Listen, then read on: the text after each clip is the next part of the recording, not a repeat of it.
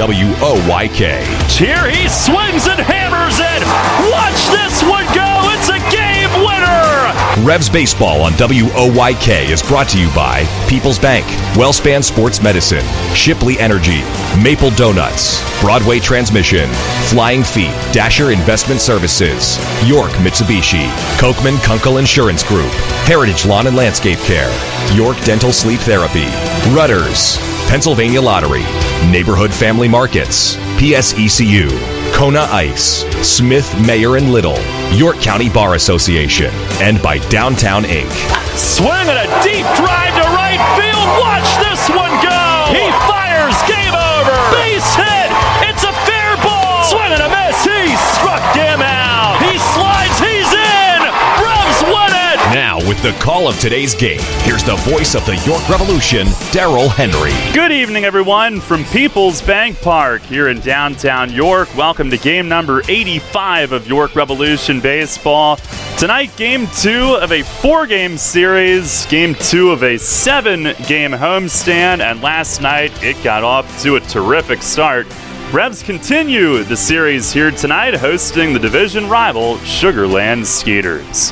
Hi again, everybody. Darrell Henry alongside Matt Present. Welcome to Revs Baseball on another scorcher here in downtown York. Last Friday, they had to push back the Girl Scout sleepover and parade, so they're doing that around the warning track right now. It's also superhero night here at the ballpark, so plenty going on. And Matt, a great return home last night, 11-2 thumping that the Revs put together against the Skeeters. Didn't allow any runs until the 9th inning, and offensively just annihilating Sugar Land pitching. 17 hits for the 3rd time in 4 games. Yeah, it's pretty impressive. Hard to do. It's 17 on the number, no more, no less. So tough to do that. And 10 runs and 14 of those hits in the first 4 innings. So they got off to a hot start and really kept it going throughout. And on the other side of things, not to be overshadowed, Victor Mateo, a really good outing, 6 scoreless innings, gave up just 3 hits, and through his first 5 innings, gave up just 1 hit. So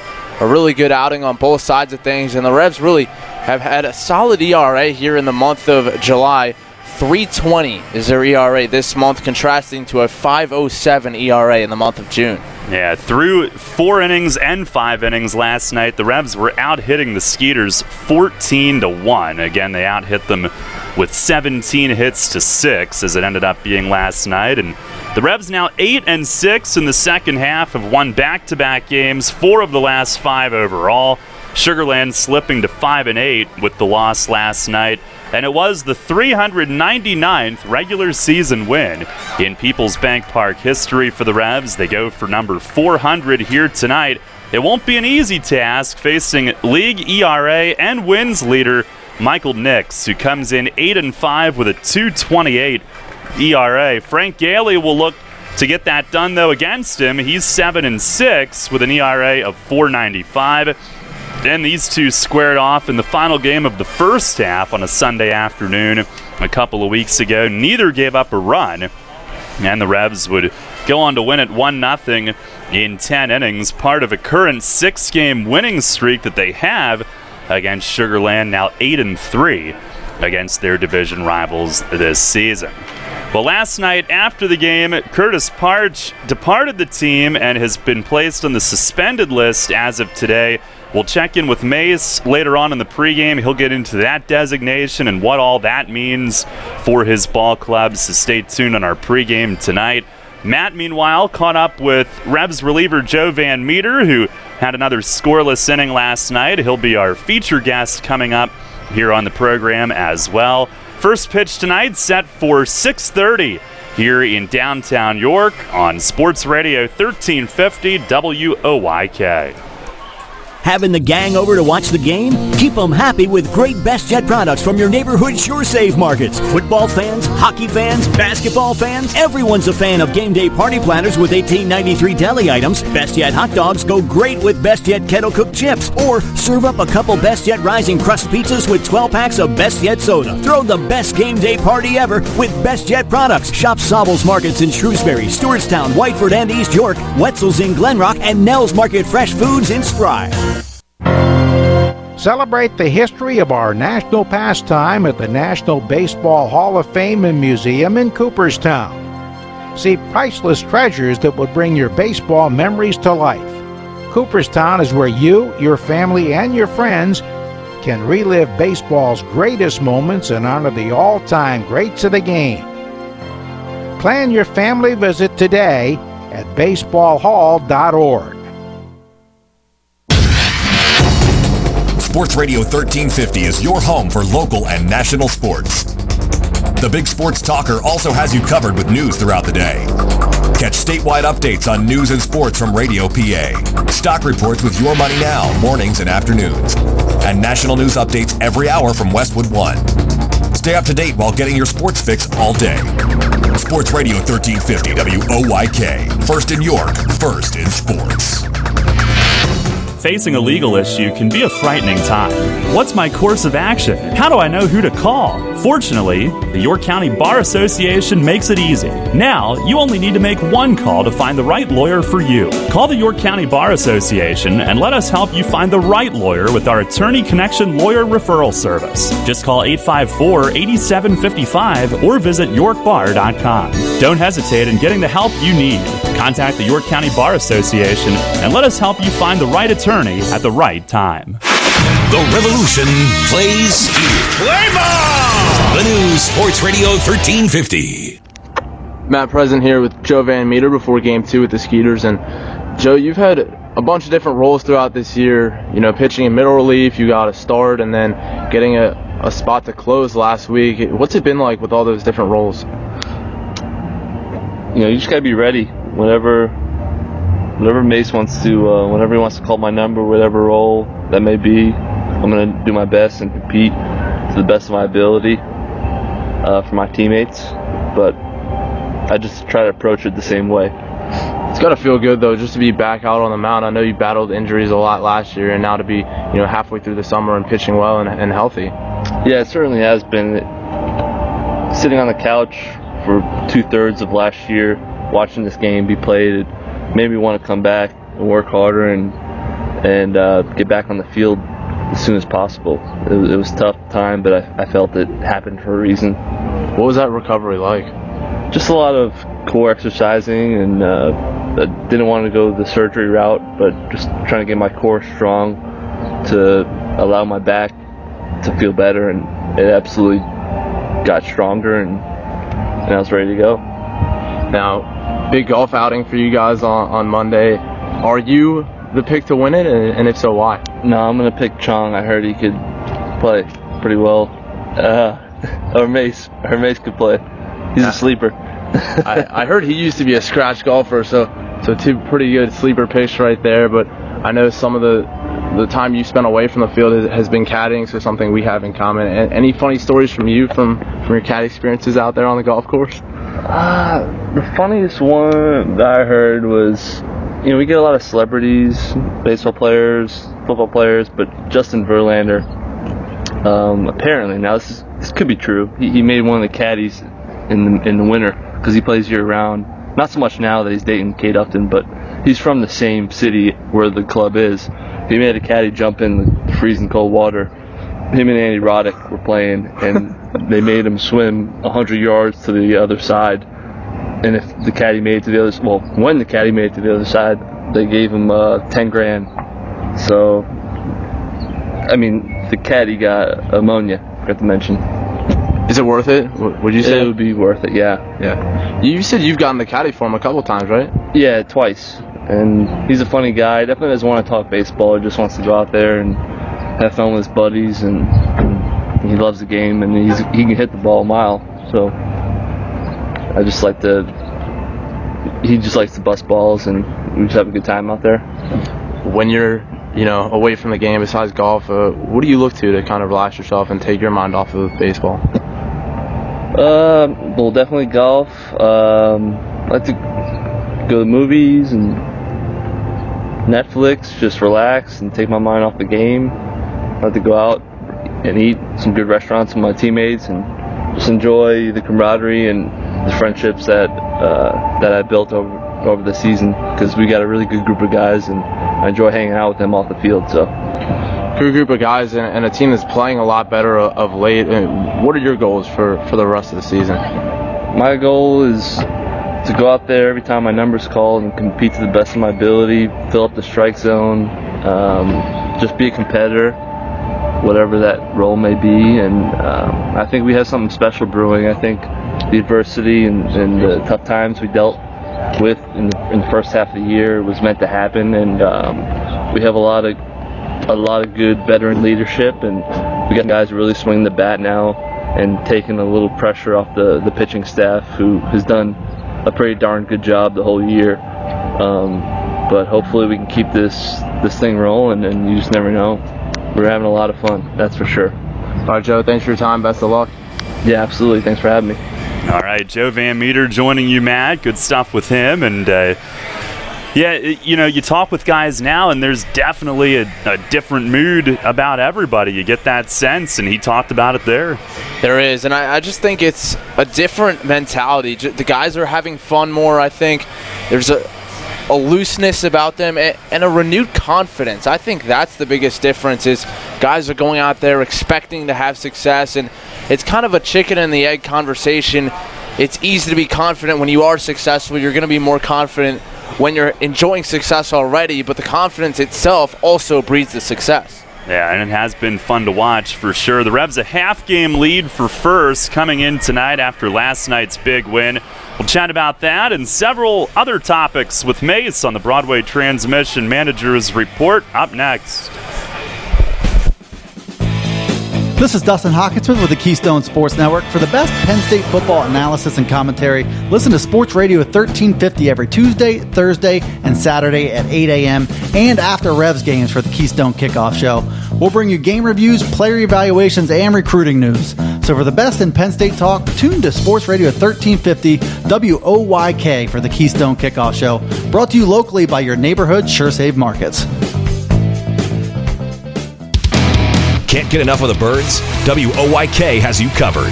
Join us all season on Mondays at 6 for the Baltimore Baseball Show, hosted by award-winning Orioles and National Baseball writer Dan Connolly from BaltimoreBaseball.com. Exclusive in-depth interviews plus the latest insight and analysis on the Orioles every week. Talking baseball with the Birds, Mondays at 6. The Baltimore Baseball Show on Sports Radio 1350 WOYK. First in York, first in sports. Hi, this is Dan Patrick. Join me weekday mornings at 9 on Sports Radio 1350 WOYK.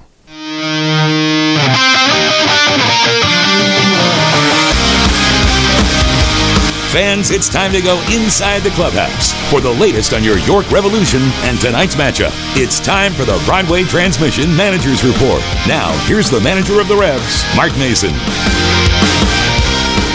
All right, Mace, another great night at the plate for your team last night, coming back home with an 11-2 win. And as you look at the way that the offense has evolved here, do you feel like the biggest keys have been additions or an improved approach, or do you think it's been a bit of both?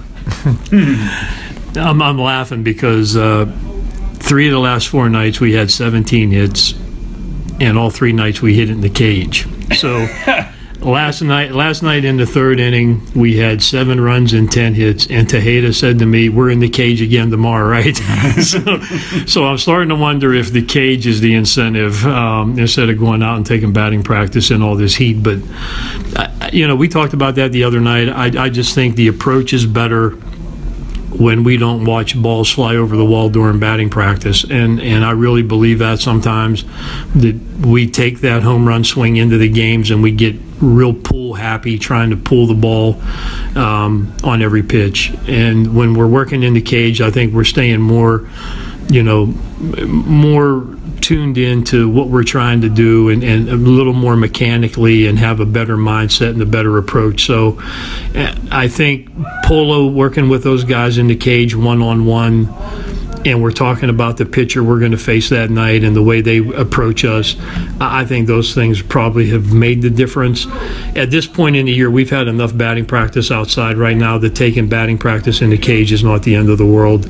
I kind of like to get outside for ground balls and stuff like that, and we do all that during batting practice too, but on the days we hit in the cages, we don't do that. So I think that's probably the biggest difference is we have a better approach from talking about things in the cage. Well, a lot of guys had big nights. Certainly Casilla did, Tejeda, but wanted to ask you about Jared Mitchell, who had 3 extra base hits, and has he gotten to the point now where his natural athletic ability can take over? I know he had to kind of work his way through things early in the year, but are we seeing his talent really show now? I do. I think from the beginning of the year, we've told him, be an athlete. You have all the tools, be an athlete, and just trust your mechanics, trust your physical ability. The home run he hit here last night was, that was no joke. That's one of the better home runs we've seen here, and we've also seen him hit the ball more to left field this year than we have in the past. So that gives you an idea that he's figuring it out, and that doesn't mean that you don't go 0 for 4 ever, down the road. I said, but I just think his approach is better. His confidence is definitely better, and those are all good things. And he has the ability. So he's a former first rounder, so the ability's there, and hopefully now he's getting to figure it out. Well, it wasn't just all hitting last night. The pitching was really good as well. And with Mateo improving his efficiency last night, what do you see from him with kind of front running in that game with the big lead? Well, he definitely pitched well. Even top of the first, I thought his stuff was probably better than the last 3 times that he was out there. I thought the fastball looked better. He had more downward angle on the pitches. I thought his command was better with all his pitches last night. And I thought he was getting ahead of the hitters a little bit more than he did the last couple outings too. So when you're getting ahead of the hitters and your stuff is working like it was last night, you're going to see a lot of zeros. Did have a move today, and if folks see suspended list on the transaction page with Parch going there, can you explain the designation there as opposed to a release or inactive, and what the suspended list is used for here in this league? Well, when you release somebody, their rights go back to them as the player, and they're free to go wherever they want to go and try to find a job and go play wherever that might be. When you're suspended, your rights they retain with the team, not with the player. So when a guy gets suspended, they're no longer with the club, but his rights are with the club, and that's the situation that Curtis is in right now. And I'm not going to get into all the whys and things of that nature, but basically when a guy gets suspended, it's for a conduct, some type of an act that they did that was totally against team policy. And when those things happen, then players get suspended, but they can't go play anywhere else unless we, as the team, would give him his release. So that's where it is right now. Well, tonight you've got Gailey going up against Nix, and you've known Michael for many years. What was your take on the way that he went from reliever to starter, and what enabled him to be able to do that? I'll be honest, when he first did it, after being a 1-inning guy for a long time, maybe a 2-inning guy, we used him as a closer here, and he did a great job. We know that, and all the championship that we won and everything with him here. I just think he's made a really great adjustment to being a starter. He's added an extra pitch that he uses a little bit more than normal, but the thing about him is he's almost the same guy when he pitched 1 inning. His approach to the hitter is when he pitches 5 or 6 or 7 innings. He doesn't give in. He just doesn't. He has his bread and butter pitches, and he stays with them. And if you get him, you get him, and if you don't, he's going to be out there for a long time. So he's a great competitor, great guy. I love him to death, and but he really has made a great adjustment from being a 1-inning guy to where he's at now. All right, Mace. Thanks a lot. Good luck tonight. Yep. Thank you.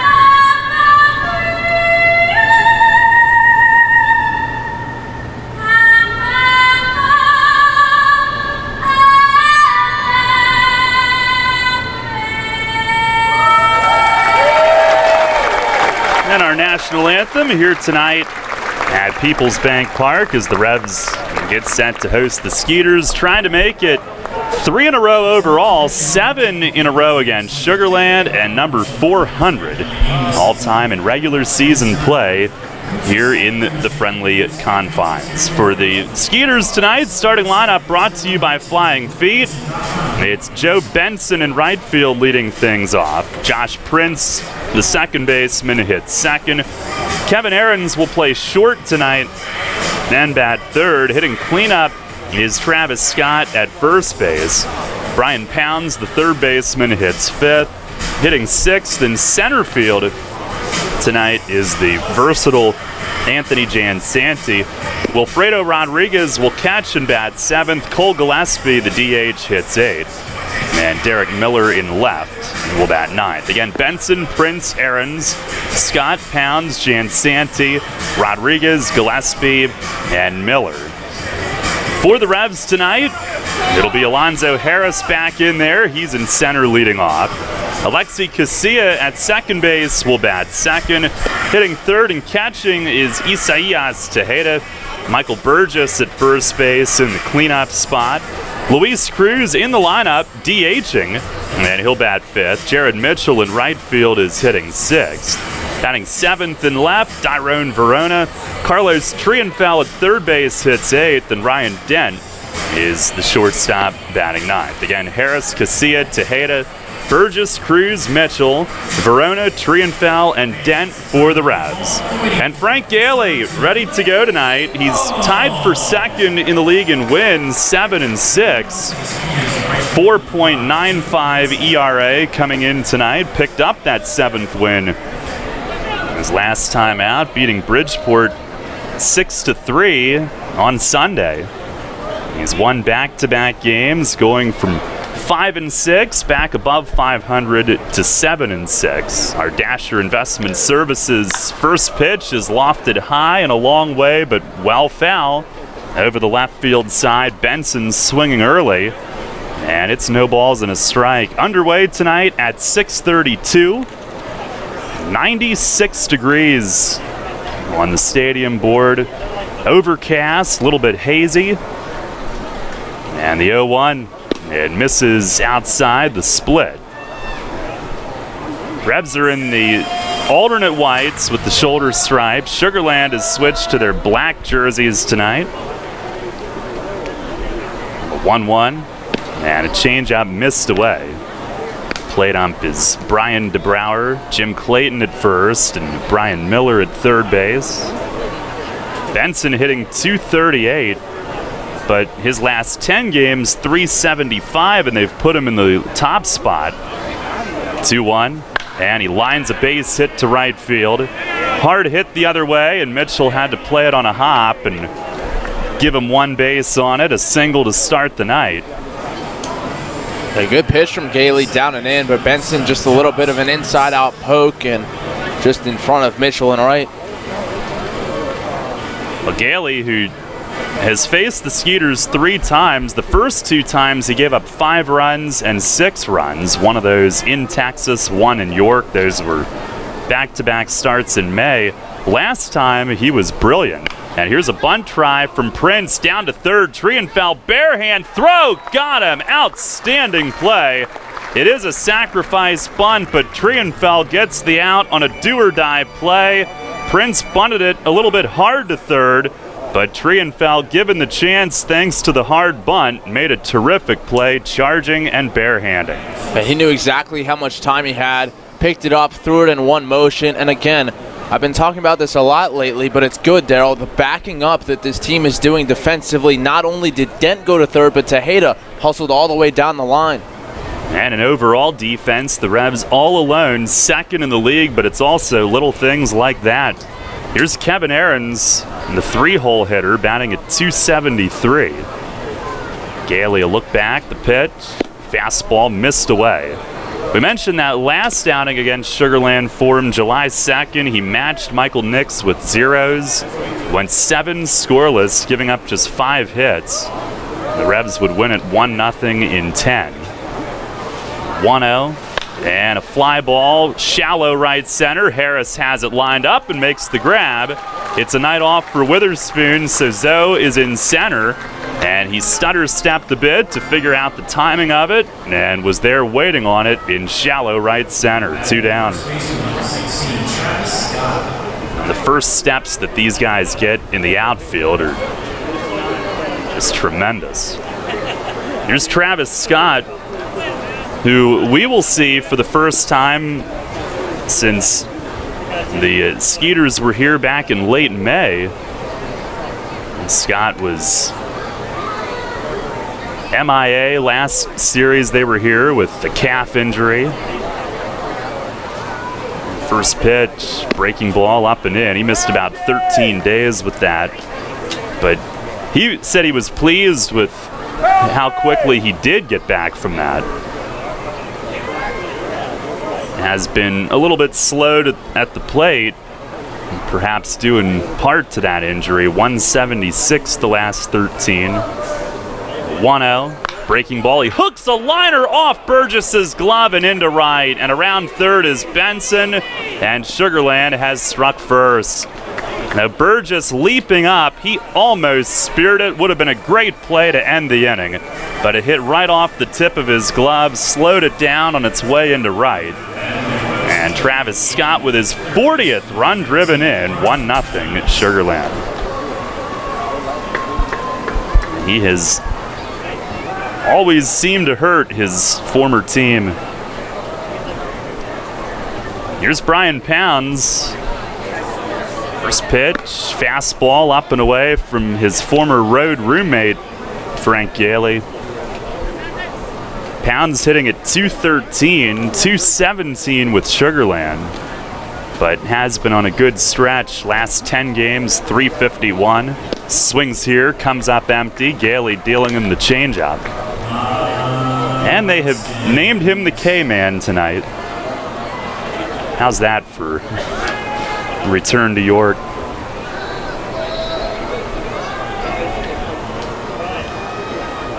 Gailey ready. 1-1. Swing and a foul back over the roof. They were taking BP today, and he asked for some music and over the PA system. Ordinarily, with a visiting team, I would pretend to not hear them. But because it was Brian, how can you say no to him? Still gets applauded here, of course. The 1-2. And it misses high and away.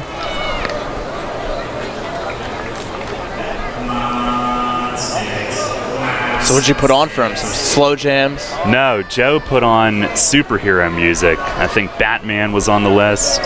Don't know if that's what they were looking for or not, but I did my job. Here's a swing and a miss, a changeup down and away, and Gailey strikes out his former roommate to end the top of the first inning.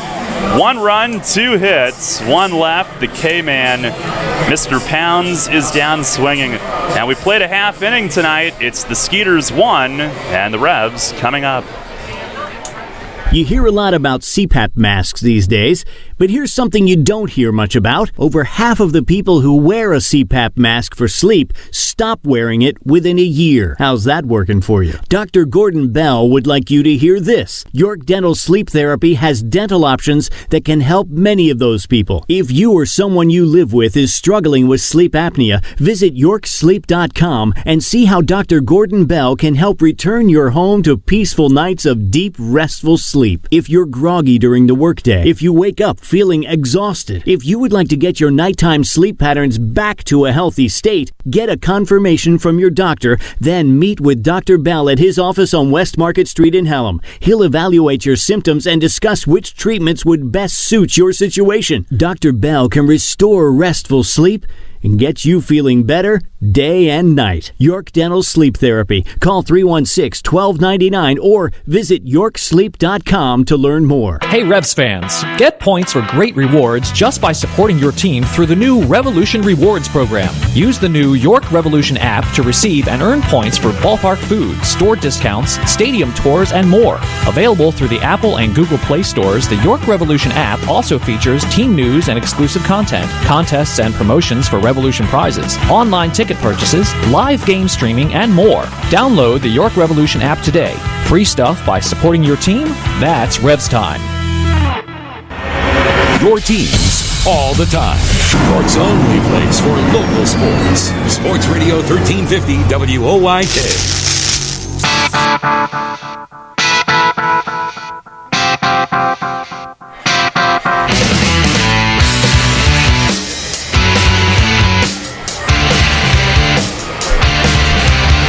Revs down 1-0, coming to bat against Michael Nix, league leader in wins and ERA. And it has been, for as good as he's been with Sugar Land over the years, this is some of the best work that he has put in. He's 8-5 with a 2.28 ERA, 16 starts, 2 other outings in relief.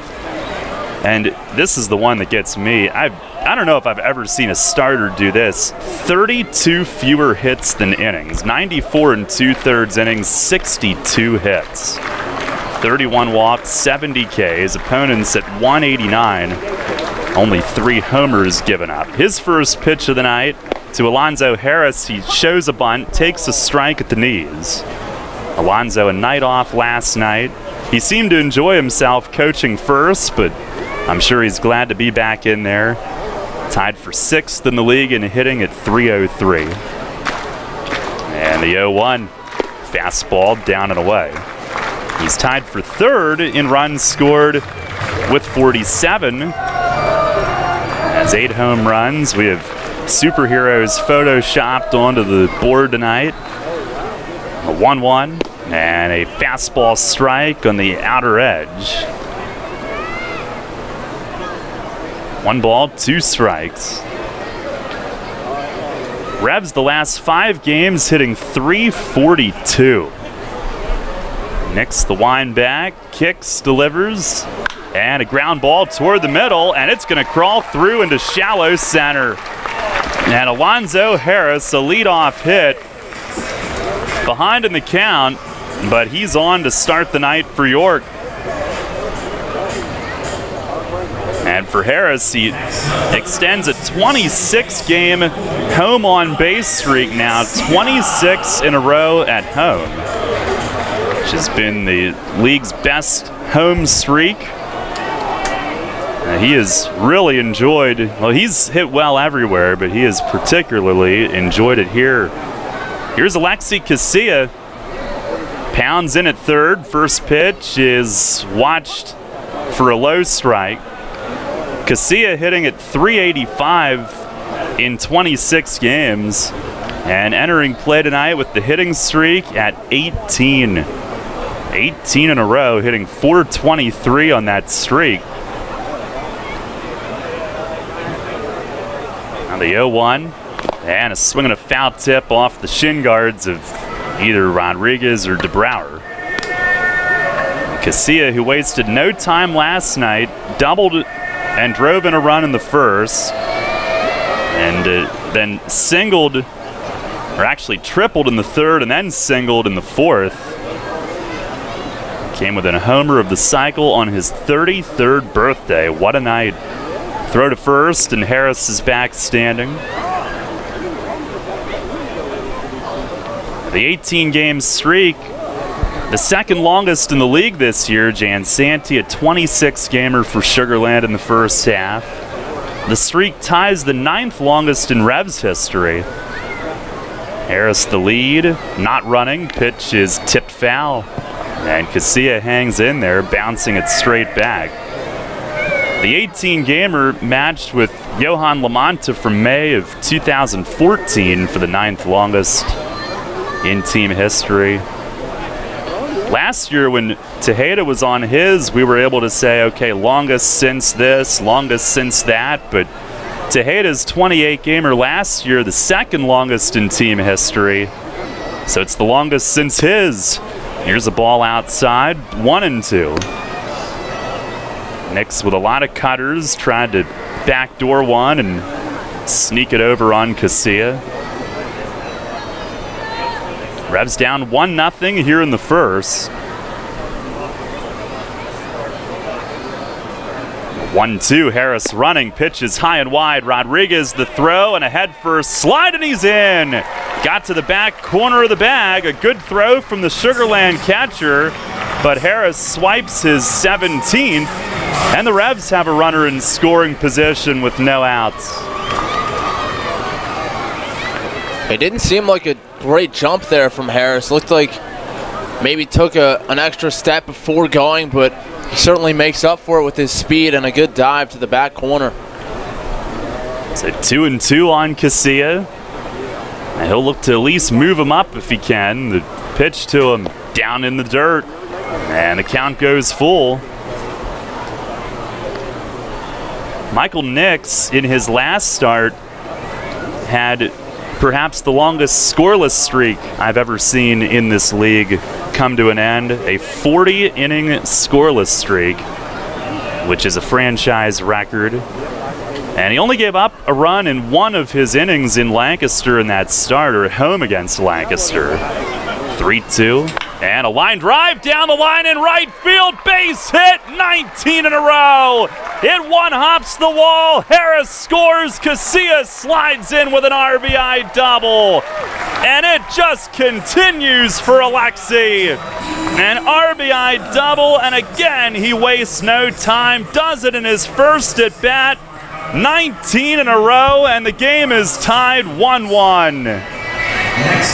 And it just looks so easy for him at the plate. Even in a lot of these at-bats, he'll give himself a pitch or two early in the count to really take a rip at it, but then no pressure later on, waits back, and this time just yanks it right down the line. He is a machine, and it's now the 9th longest in team history, all by himself. Here's Isaias. Pitch from Nix is fouled back over the roof. Next on the list, Shea Hillenbrand, who had a 20-gamer in July of 2008.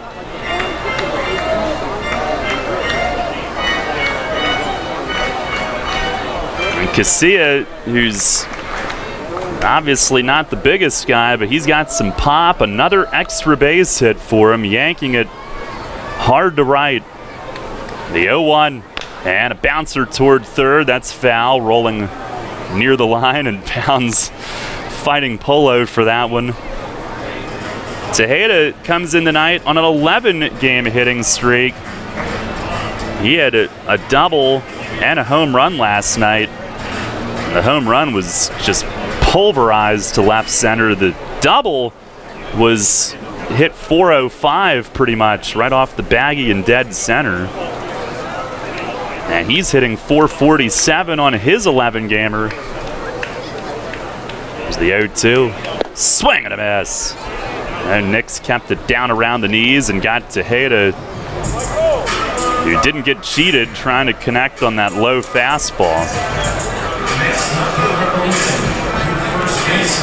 Nix with his first out of the night. He got the win last time. Matter of fact, he has won 6 in a row. 6 innings, 3 runs, and a 12-3 win against Lancaster. And again, only allowed runs in one of his innings. So now going back to June 11th, entering tonight, he had given up a run in just 1 out of 46 innings until now. Here's Michael Burgess, who takes down an in.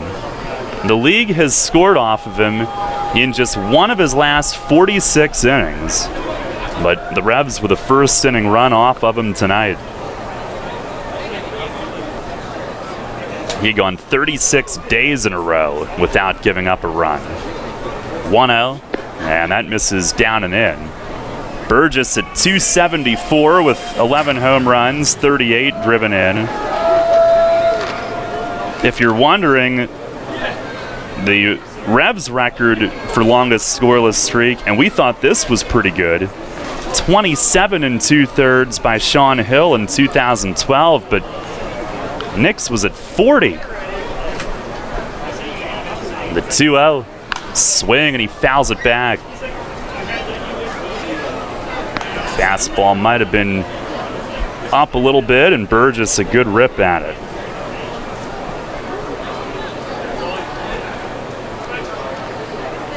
Trying to get another one here. with Casilla in scoring position. Stretch from Nix. Now the 2-1 and a fastball away.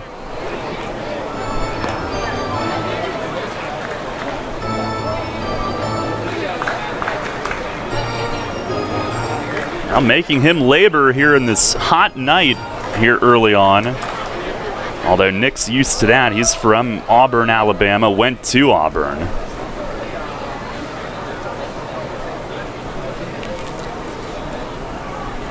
Now the 3-1, and down and away, Burgess walks. So 3 of the first 4 have reached. And Luis Cruz to the plate. Our heat index at the moment, 97. And maybe about an hour before game time tonight, it was 98. Scoreboard here, or the thermometer board here, has dropped from 96 to 95 already, so it's cooling off. Here's Cruz DHing, and what a tear he's been on. He's back up to 295. A 2-run triple last night. First pitch in the dirt, blocked by Rodriguez. And Cruz with his second triple in 3 games last night. And earlier this week, Monday at Southern Maryland, he had a 3-run homer. Had a 3-hit game on Wednesday night at Southern Maryland.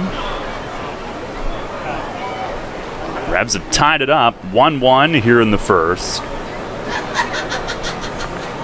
Nix the pitch, swinging a bouncer back to him. He gloves it, throws to second for 1. The second baseman Prince has time and turns a 1-4-3 double play. And Nix able to reach it. And they knew the catcher was running, although Cruz DHing tonight, so took their time and made good throws. But the Revs have tied it up right away with a run on 2 hits, 1 left. And we go to the second, 1-1. Sports injury? Walk into WellSpan Urgent Orthopedics for immediate care. No appointment is ever needed. Our orthopedic and sports medicine specialists are here to treat you. Visit wellspan.org/urgent orthopedics today for hours at our York and Hanover locations. This is the Dan Patrick Show. I just like to say that y'all rock, man. Tom Verducci of Sports Illustrated wrote the cover story on Vin Scully. Was there any moment where he thought he was not going to keep his job? There was a moment there when the Dodgers moved to Los Angeles, and they wanted their own voices, and it was Walter O'Malley, the Dodgers owner, who stepped in and said, no, Vin Scully is going to be your announcer. He's the best that there is. Dan Patrick. Mornings at 9 on Sports Radio 1350 WOIK. Are you one of the many people that has a 401k that is eligible to roll over, but you just haven't done it yet? Maybe you're not sure where was the best place to put it. I'm Tom Dasher of Tom Dasher Investment Services. I specialize in helping you getting your 401k and IRA money parked in the best place for you. So if you haven't rolled your 401k yet, or if you're not satisfied with your IRA, call me for a consultation at 487-2096. That's 487-2096. And check out my website at tomdasher.com. All about local sports. Sports Radio 1350 WOIK.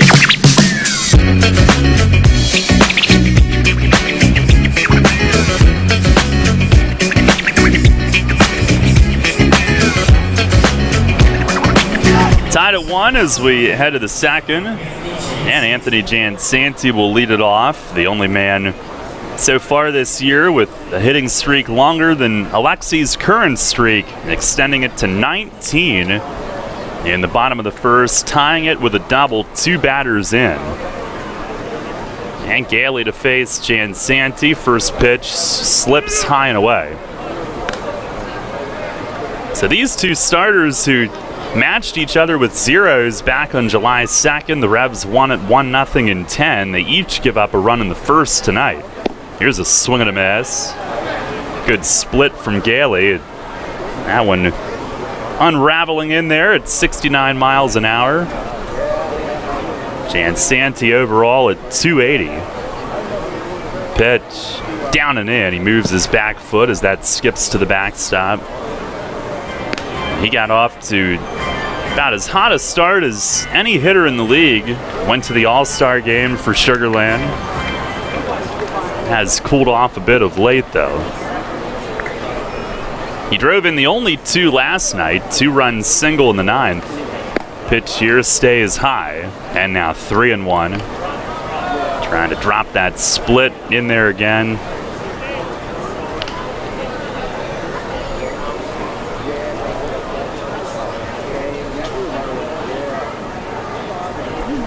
Gailey the pitch, and a fastball away. Was the board wrong? Jansanti hanging out there. The board had said 3-1. I'm not going to tell them. Here's the 4-1. And he swings and hits it in the air down the right field side and out of play.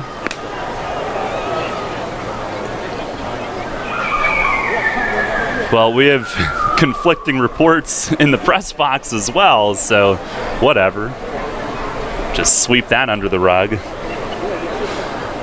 Gailey ready again. The payoff pitch. Swing and a foul back and out of play. It's like that Colorado-Missouri game back in '93 where they got 5 downs.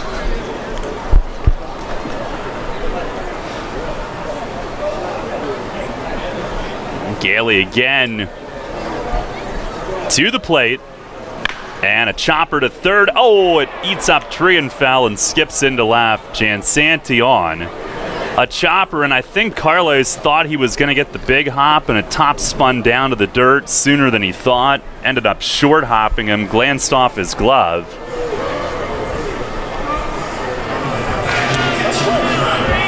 For now, it'll be scored a hit.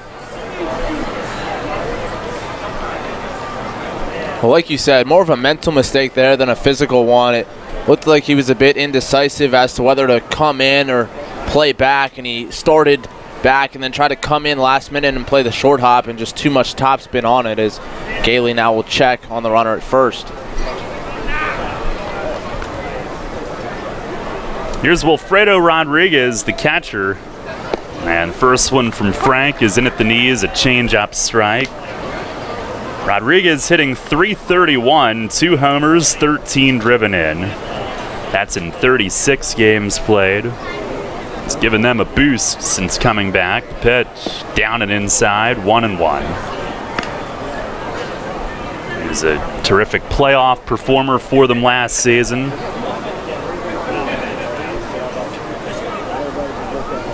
We would know. 1-1. And that misses down low, a fastball.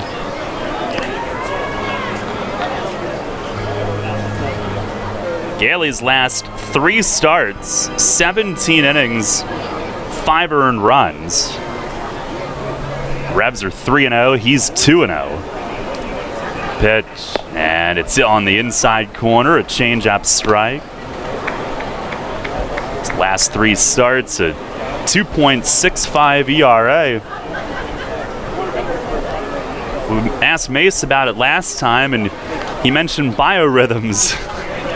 It's the 2-2. Swinging a bouncer towards short. Runner was going. Only play is to first. Dent will glove it, charging in, and on the run, he makes the throw to first. So Jansanti moves up to second base with 1 away. Mace got downright scientific on us when we asked him about that. He did, and then he started talking about his golf game and how that related to biorhythms. And how he played better at the beginning of the season and the end of the season than in the heat of summer. I almost told him that it's just too complex for me to handle, but sometimes the proof is in the pudding, as they say. Gailey had a little rough stretch, but pitching well again. Here's Gillespie, and he checks, takes a strike. Change up from Frank. Still a hit, huh? To lead off the inning. Didn't know. We'll see if they go to the monitor in between innings. Yeah. It's the 0-1, and a swing and a foul tip. That got Tejeda in the left foot. He'll shake that off. Gillespie DHing, hitting at .254, 1 homer, 10 driven in 15 games played. The big league vet who joined them in time for their most recent visit here. His last 9 games hitting just .189. Gailey ready. Look back, 0-2, and a fastball down and away. It slipped out of Tejeda's mitt, but he scampers to it quickly over to his right. Jansanti stays where he is.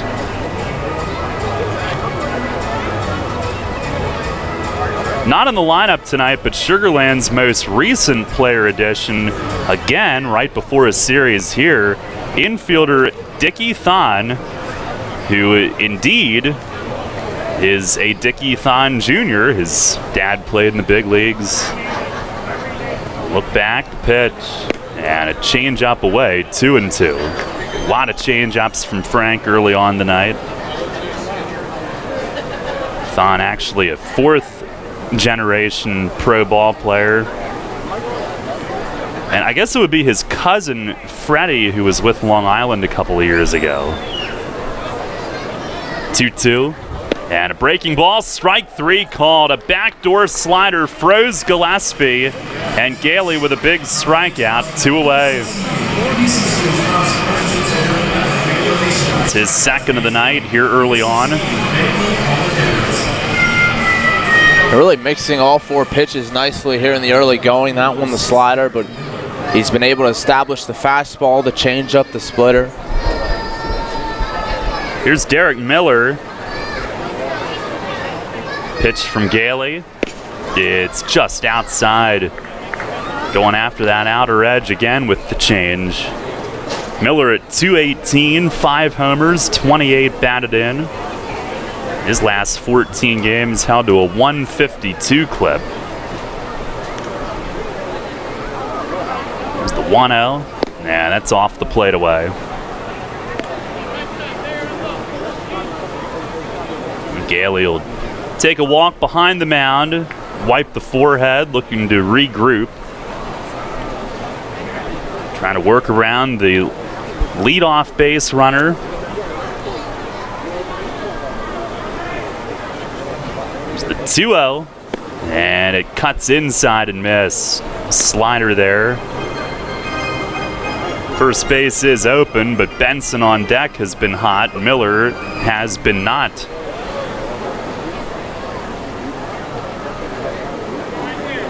Frank will try to come back on him. And the pitch. Fastball, it's in there for a strike. 89 on that one. And Frank with so much off speed, and he's got good stuff there, but he does have a good fastball as well. Now he's ready. And the 3-1. Fastball right through for strike 2 called. And he's back to run it full. 89 again, and you know, you talk about all of his pitches and how he's mixed them well. It's also the speed differential that is so good for Gailey, anywhere from 73 to 89. That's a lot for a hitter to think about. Now the stretch, the payoff pitch, swing and a pop-up. At short, it's Dent ranging out. He'll call, he will squeeze, backing out, and Gailey works out of trouble. Had a leadoff man on, and he made it to second with 1 out, and Gailey leaves him there. No runs. For the moment, it's a hit, and a runner left. We go to the bottom of the 2nd inning, still 1-1. You line your feet up on the edge of the starting block, shake out your arms, and then you push off the block in one fluid motion, fully extending your body and cutting into the water with nothing on your mind but the mechanics. You're a swimmer, and whether it's practice time in the pool or crunch time at a meet, Flying Feet is with you every stroke of the way. Flying Feet. Flying Feet Sports Shoes is a swimmer's paradise. Get suits by Dolphin, Speedo, Nike, Arena, and Tier. Pick up practice gear, team gear, and training equipment like fins, snorkels, and kickboards. The Flying Feet team has high-tech competitive suits, customizable caps, goggles, even goggle repair items. Shower down with swimmer's shampoo and body wash, plus suit wash to limit the wear and tear of chlorine. Time to dive into the pool? Then it's time for Flying Feet. We're more than sports shoes. Flying Feet. 1511 Mount Rose Avenue, York, just off exit 18 of I-83 next to Battery Warehouse. Facing a legal issue can be a frightening time. What's my course of action? How do I know who to call? Fortunately, the York County Bar Association makes it easy. Now, you only need to make one call to find the right lawyer for you. Call the York County Bar Association and let us help you find the right lawyer with our Attorney Connection Lawyer Referral Service. Just call 854-8755 or visit yorkbar.com. Don't hesitate in getting the help you need. Contact the York County Bar Association and let us help you find the right attorney at the right time. For local sports on your smartphone, search WOYK at the App Store.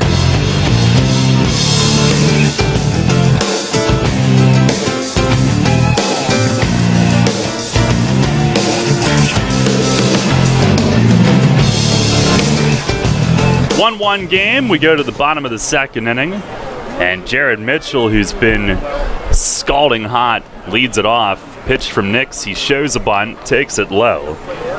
Mitchell all the way up to 284. When the Revs made their first trip to Sugar Land, he was in the 130s, and it all turned around down there initially, and here of late, really hot over the most recent smaller sample size as he shows a bunt, takes a strike. And I think that's what's made him so valuable, the fact that he can do so many different things, able to show a bunt, and he's gotten some down lately, but then also a guy who can shoot it to the gap, or even last night, well beyond the gap, onto the clubhouse in right field, a towering shot. Nix winds, fires. Oh, a swing and a miss, and the bat flies right next to Verona, who's on deck. And it's a ball and 2 strikes. More importantly, next to your microphone. Well, that's okay. Picked up that impact quite nicely. Man, it is a sweaty night. I remember Mitchell told us that soon after this time of year, he would be in football training camp at LSU. And I asked him about the heat, and he said that they had a separate room with big fans to dry the cleats, which just sounds disgusting. Pitch is taken the other way, but right to Pounds. A line drive right at the third baseman. And he makes the grab for the first out. Pretty funny reaction there from Mitchell, who was sprinting out of the box, and he saw Pounds catch it out of the corner of his eye and kept sprinting, just took a right turn and went to the end of the dugout. One down, here's Verona. And Nix the pitch to him. Fastball misses up and away. Verona at 272 in 20 games with 17 RBIs in 20. Pitch is a fastball over for a strike. Last night was his 5th multi-RBI game. It's the 1-1, and he taps it softly back to Nix. At the foot of the mound, he's got it and tosses to first. But Verona does not yet have a 1 RBI game. As a matter of fact, he didn't have a 2 RBI game until last night. It was 3, 3, 4, and 5. So he's had huge games. Last night he had 2.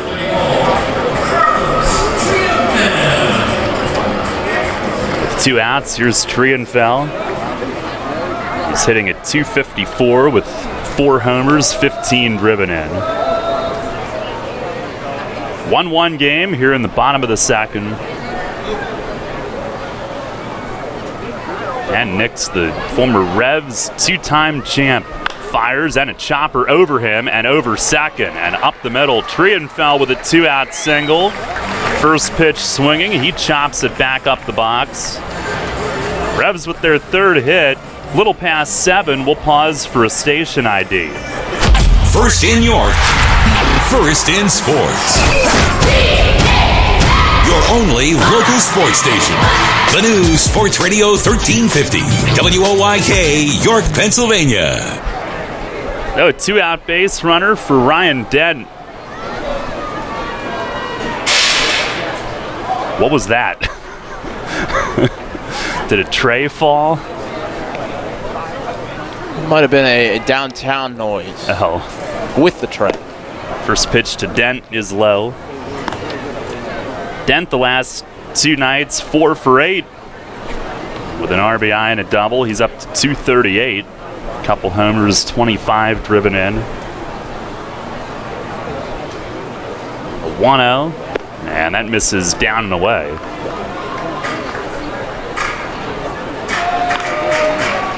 Gailey was somewhere around 35 pitches through 2. Nix is at 31 right now.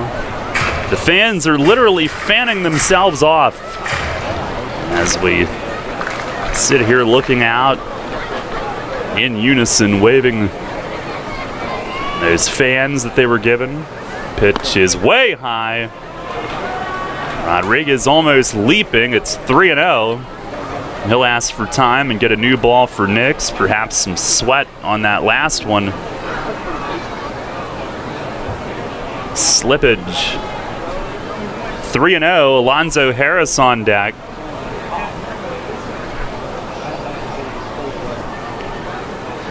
Nix ready. The 3-0 pitch. And he missed high. Just above the belt. A 4-pitch walk. Revs Baseball brought to you by Wolf's Bus Lines, the Pretzel Twist, Neighborhood Sure Save Markets, Turkey Hill Minute Markets, Etline Foods, and D's Nuts. And here's Zoe at the top of the order.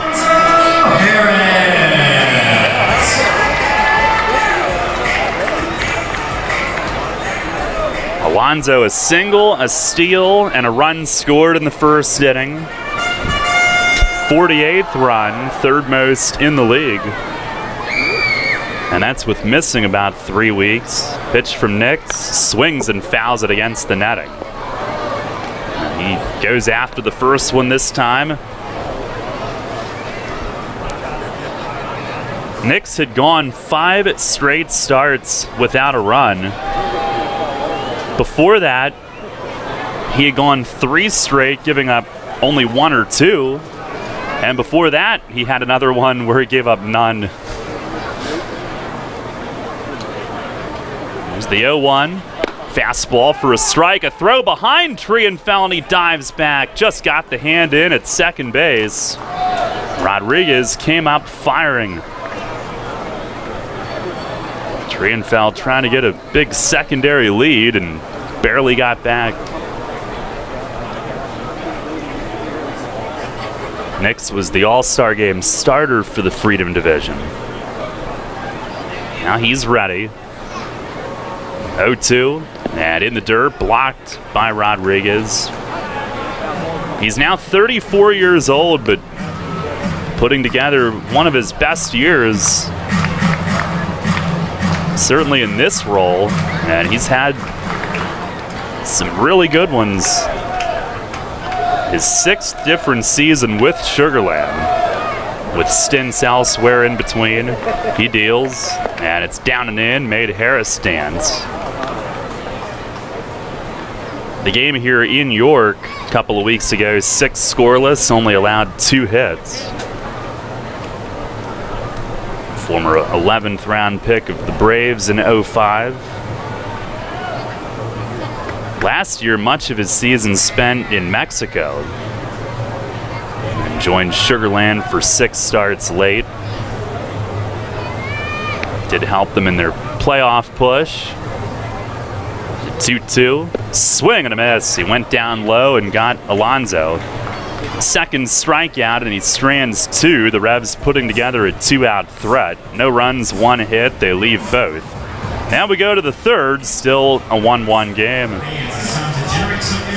Money and business are essential to the strength of a community. So is cheering and celebration and music and fun. That's why York Revolution games, concerts, youth sports, special events, and more happen at a place called People's Bank Park. People's Bank has been serving York County for more than 150 years. Always cheering, always celebrating, always committed to the things that make York County great. And to you having a great time at People's Bank Park. People's Bank, member FDIC, equal housing lender. York Mitsubishi Super Summer Sales Event is on, featuring Outlander Sports starting at $17,995 with 0% financing available for up to 72 months. Right now, $2,500 off all 2017 Mitsubishi Lancers, or a 7-passenger Outlander with discounts and rebates up to $4,000. So don't miss out on York Mitsubishi Super Summer Sales Event with a great selection and over 70 cars available. York Mitsubishi, just off Route 30 and Roosevelt Avenue in York. York Mitsubishi, where Mitsubishis always cost less. So ends 7/31. Hear that? It's the sound of summer. Sound nice? Call Kona Ice. We do it all. Schools, sporting events, parties, both corporate and birthday. You name it, we'll be there. We bring the party to you. If you need a little bit of fun in your life, we're the shaved ice truck for you. Oh, and we fundraise too.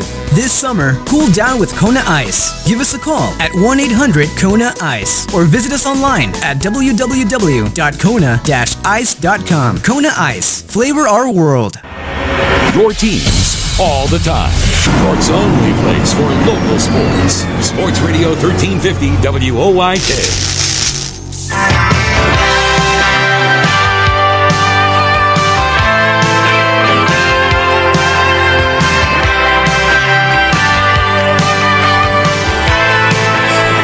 Revs and Skeeters tied at 1 as we head to the third tonight. Top of the order for Sugar Land. Joe Benson starting it off. He started the game with a single to right, scored a first inning run. The Revs answered with a run in their half of the first. Alexi Casilla, an RBI double. First pitch of the inning is up and away. Each team with a run on 3 hits.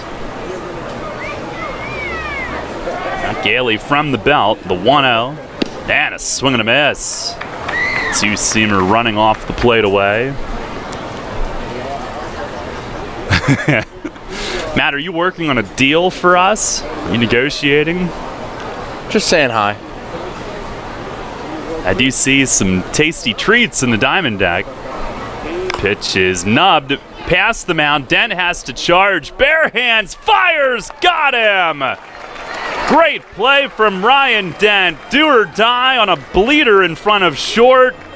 And he charged hard and made the bare hand play. One motion and throw just in time. Well, we were talking yesterday about how comfortable he is throwing from that arm slot. And it's amazing the zip he's able to get behind it. But he really does gun it across even without being able to push off his back foot. Here's Josh Prince, who was retired on a nice barehand play by Trienfeld in the first on a sac bunt. First pitch misses outside. Now for the first time tonight, Gailey has the leadoff man out. 1-0, and it slipped outside the splitter at 69 miles an hour. He's had teammates in fun refer to his off-speed stuff as a certain type of soup, because he will plop the splitter up there, the change up. Here's a fastball high and away, 3-0. So he can rely on the quote-unquote junk on a certain night, or he can use more fastballs. He fires. And there's a fastball for a strike, 3-1. Lights starting to come on here. Kind of a hazy night, overcast. Pitch, swing and a miss. Fastball up in the zone, and Prince swings through it.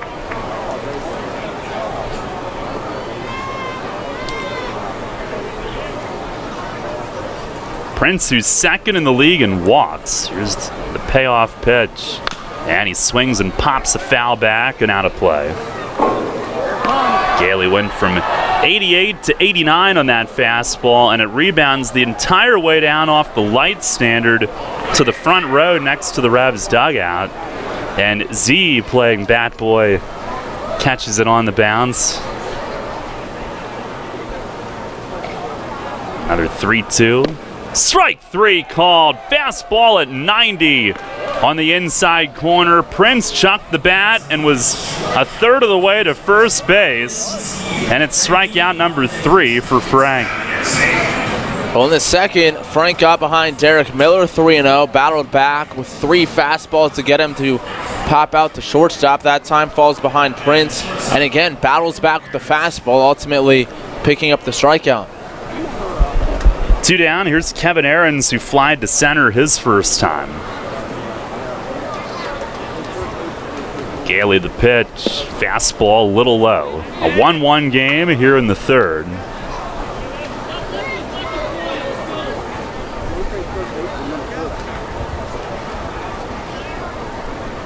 Now the 1-0 pitch, fastball just inside, and Gailey drops his hands to both knees, looking in, thinking he might get that.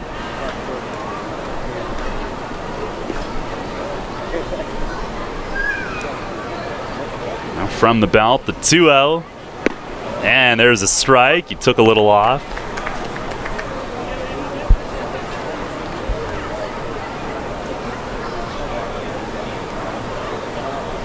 Ahrens hitting .325 his last 10. He's been on a good stretch. He swings here, grounds it to short, and Dent slides, but it deflects off his glove.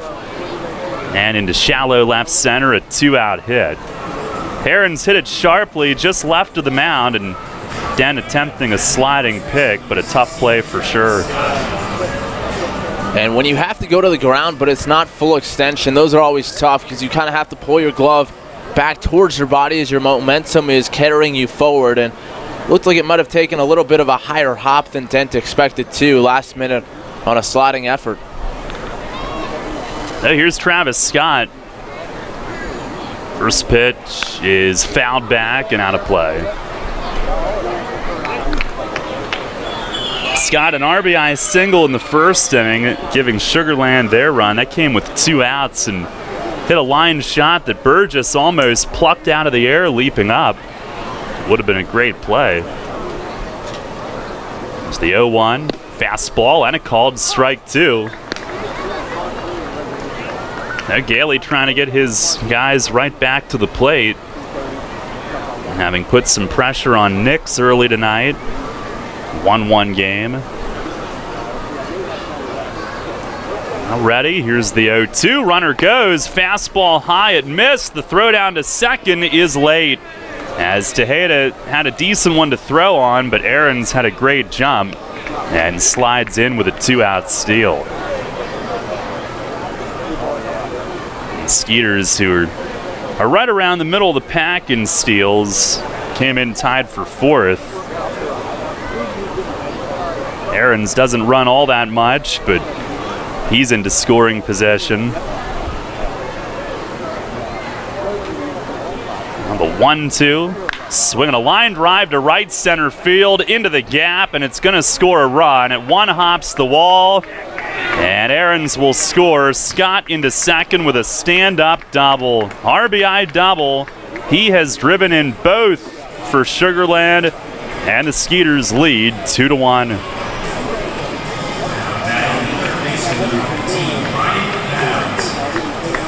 Year after year, tormenting his old team. We were just talking about how Gailey was falling behind with the breaking ball, coming back with the fastball. And that at bat, he got ahead with the fastball, but then left one over the plate. And Scott took advantage. Here's Brian Pounds now. First pitch is just outside, a changeup. Gailey struck him out on a changeup in the first inning. So Sugar Land on top again. Both on 2-out Travis Scott hits. The 1-0, and that misses down and inside. On our Wellspan Sports Medicine injury report, the Revs are in good shape. Skeeters have reliever Zach Zinicola, infielder Lance Zawadski on their DL. Gailey the 2-0. Breaking ball missed outside. It slipped. He kind of reacted after that one in frustration. I don't know if it slipped or if it was just the arm slot. Maybe flying open. But he seemed to feel whatever went wrong. And now back with the 3-0. And there's a strike, and he had the green light and dribbles it through the left side. Into left, they'll hold Scott at third, though.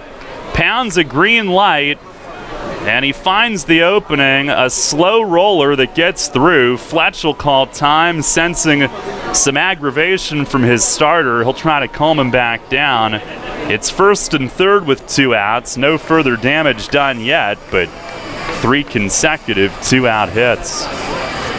But I think you're exactly right. This isn't about Frank Gailey giving up hits. It's about the reaction that Fletch just saw. And at times this year, the damage that's been done against Gailey has been in frustration. It's been he gives up a couple hits or he walks to the guy, he gets a borderline call that doesn't go his way, and all of a sudden the next pitch is right over the heart of the plate. So I like that visit by Fletch just to make sure that Frank bears down and focuses in on Anthony Jansanti. No first and third with a run home. Jansanti, who singled his first time up.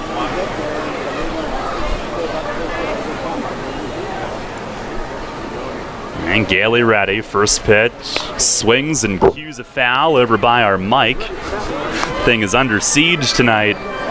Sounded like a direct hit. Not quite. I was watching like a hawk.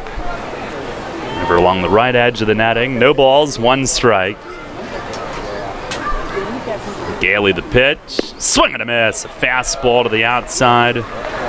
Well, I was watching with my X-ray vision. Like a hawk. Nothing in 2 the count. Get my drift? It's the pitch. Strike 3 called. Fastball on the outside corner at the knees, and he gets Jansanti on 3 pitches. His 4th strikeout of the night. Sugar Land does retake the lead, though, with a run on 3 hits. And 2 left. We go to the bottom half of the 3rd. It's Sugar Land 2, York 1. Take it from me, guys. You want to make life happier? Your wife wants a nicer lawn. The kind of lawn you see on Home and Gardens and Martha Stewart. Here's a hint. You're not alone. Call your pals at Heritage Lawn and Landscape Care. They've got a way with lush lawns that the ladies like. And as you know, happy wifey, happy hubby. Winky face. Heritage Lawn and Landscape Care. World-class care right in your backyard. 717-292-9994. For Manny Brothers, almost famous, always a favorite. From Manny Brothers, almost famous sandwiches served on Italian bread. Your choice of meat piled high with cheese, fresh cut fries, coleslaw, and tomato. Every day is happy hour with half price on draft, bottles, and liquors. Tuesday and Thursdays, it's Primanti Pizza Feast wings and salad for under $20. We'll keep the wings flying with 59-cent wings all day Sunday and boneless wings all day Monday. Primanti Brothers, 2151 South Queen Street. Almost famous, always a favorite. Can you sit up, little guy? There you go. What a big boy. Whoa. Every time he grabs my maple donut, it pulls him over to one side. But he keeps on grabbing at it. Whoop, there he goes again. Wait, let's see how this works. Here you go, little dude. Here's another maple donut. Can you grab it? Well, there you have it, folks. Charlie's right. A balanced baby needs a maple donut in each hand. Maple donuts taste right. York Sports on your mobile device or online at WOYK1350.com.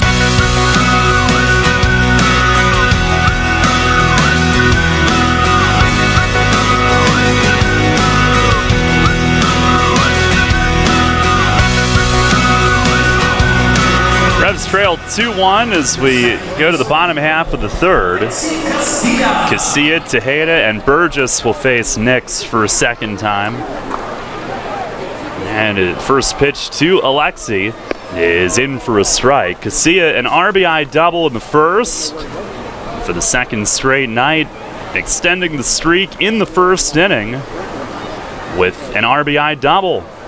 Here's the 0-1, and it misses down and in. Now a 19-gamer.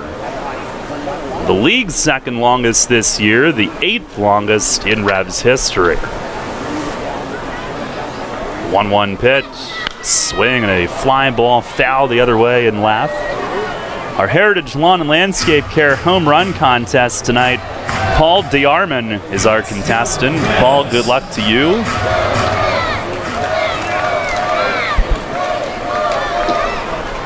Not Paul Braverman, but Paul DeArmond.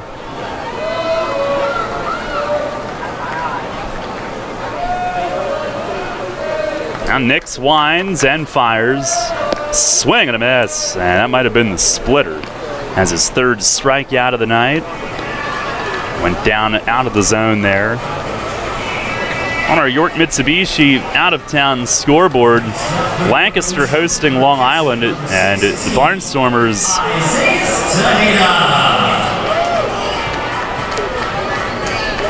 good Lord, this internet is slow. A 3-0 lead in the 3rd inning against Long Island.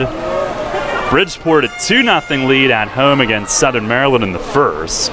New Britain and Somerset scoreless in the 2nd inning. Here's Tejeda, who struck out his first at bat. Pitch from Nix, a fastball just wide. 2-1 Sugar Land here in the 3rd.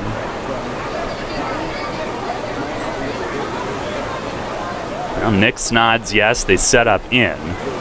Pitch is hit high in the air in left field, and Miller heading toward the line. He is under it waiting and makes the catch, staggering underneath it. He had some issues in left the last time they were here, but had time to read that, and they wanted the ball in. They got it in. Tejeda ended up just missing it, just getting under it. He stayed short to it and just a centimeter too far underneath. The 2 down. Here's Burgess, who walked in the 1st. Nix the pitch. Swing and a foul tip off the glove of Rodriguez, and a hefty hack on strike 1 there.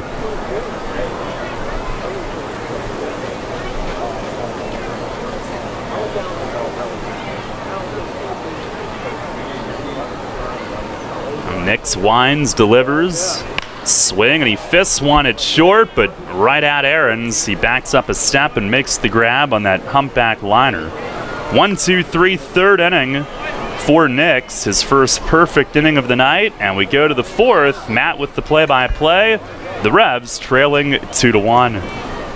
Having the gang over to watch the game? Keep them happy with great BestJet products from your neighborhood SureSave markets. Football fans, hockey fans, basketball fans, everyone's a fan of game day party planners with $18.93 deli items. BestJet hot dogs go great with BestJet kettle cooked chips. Or serve up a couple BestJet rising crust pizzas with 12 packs of BestJet soda. Throw the best game day party ever with BestJet products. Shop Sobel's Markets in Shrewsbury, Stewartstown, Whiteford and East York, Wetzel's in Glenrock, and Nell's Market Fresh Foods in Spry. Facing a legal issue can be a frightening time. What's my course of action? How do I know who to call? Fortunately, the York County Bar Association makes it easy. Now, you only need to make one call to find the right lawyer for you. Call the York County Bar Association and let us help you find the right lawyer with our Attorney Connection Lawyer Referral Service. Just call 854-8755 or visit yorkbar.com. Don't hesitate in getting the help you need. Contact the York County Bar Association and let us help you find the right attorney at the right time. Enter Rutter's Summer of Freedom Sweepstakes today. Look for the entry star, purchase participating products, scan your Rutter's rewards card, or enter VIP information at checkout and automatically be entered to win your choice of a 2017 Jeep Wrangler Unlimited Sport, Ram 1500 Bighorn Quad Cab, or Dodge Challenger RT from Stettler. Drive better, drive Stettler. Free gas for a year and one of thousands of prizes, including Red Bull, Pepsi, and Pennsylvania Lottery scratch-off tickets. Must be a Rutter's VIP to enter. Rudders, why go anywhere else? First in York, first in sports. Sports Radio 1350 WOYK.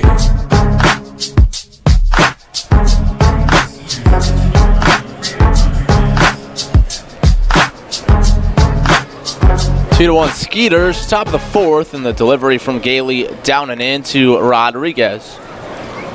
Wilfredo behind the plate tonight. Cole Gillespie and Derek Miller to follow. And the pitch, a swing and a miss. Gailey, the off-speed delivery, and it looked like the back foot of Rodriguez slipped as he was early on the swing. Gailey working quickly, the 1-1. Another changeup. This misses just outside, maybe a hair low. And the count now 2 balls and a strike. Frank, 65 pitches here in the 4th, and he delivers a slider down and in. So it's a 3-1 count to the 7th hitting Wilfredo Rodriguez. Rodriguez a ground out to Dent at shortstop, his first time up. And the 3-1 fastball line drive and a diving attempt by Casilla, but it's just by him and on into center field. A valiant effort by Alexi Casilla, a headlong dive back towards the middle, but just out of his reach, and it's a base hit to get the 4th inning started for Wilfredo Rodriguez.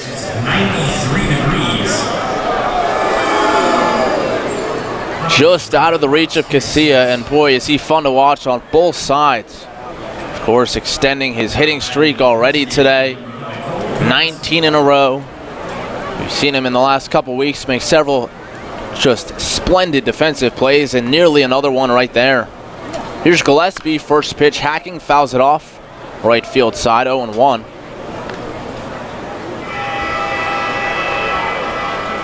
Gillespie a strikeout, looking his first time up. DHing tonight with Travis Scott back in the field for the first time, at least that we've seen in quite some time. 0-1, and the pitch popped up, right field and shallow. Going out is Casilla, the second baseman. He's towards the line, and with the better angle, makes the catch for out number 1. So Casilla nearly had that first one, the line drive for Rodriguez. This time a pop-up for Gillespie, and towards the Revs bullpen, just inside the chalk, makes the catch for the first out. Here's Derek Miller. Miller pop out to Dent at shortstop, his first time up. Trienfeld comes in a step at third in the first pitch, and that's on the inside edge, strike 1.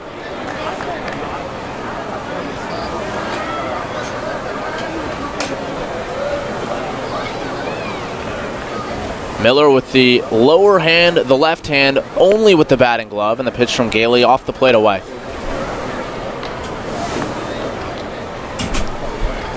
One ball and one strike.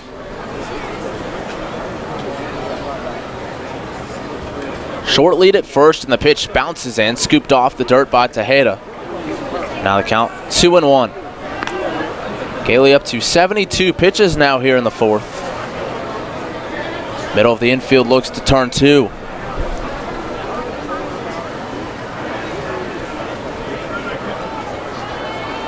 Burgess holding, but again Rodriguez just a step or 2 off. Gailey from the belt, and the 2-1 pitch, that's just high and away. 3 balls and 1 strike.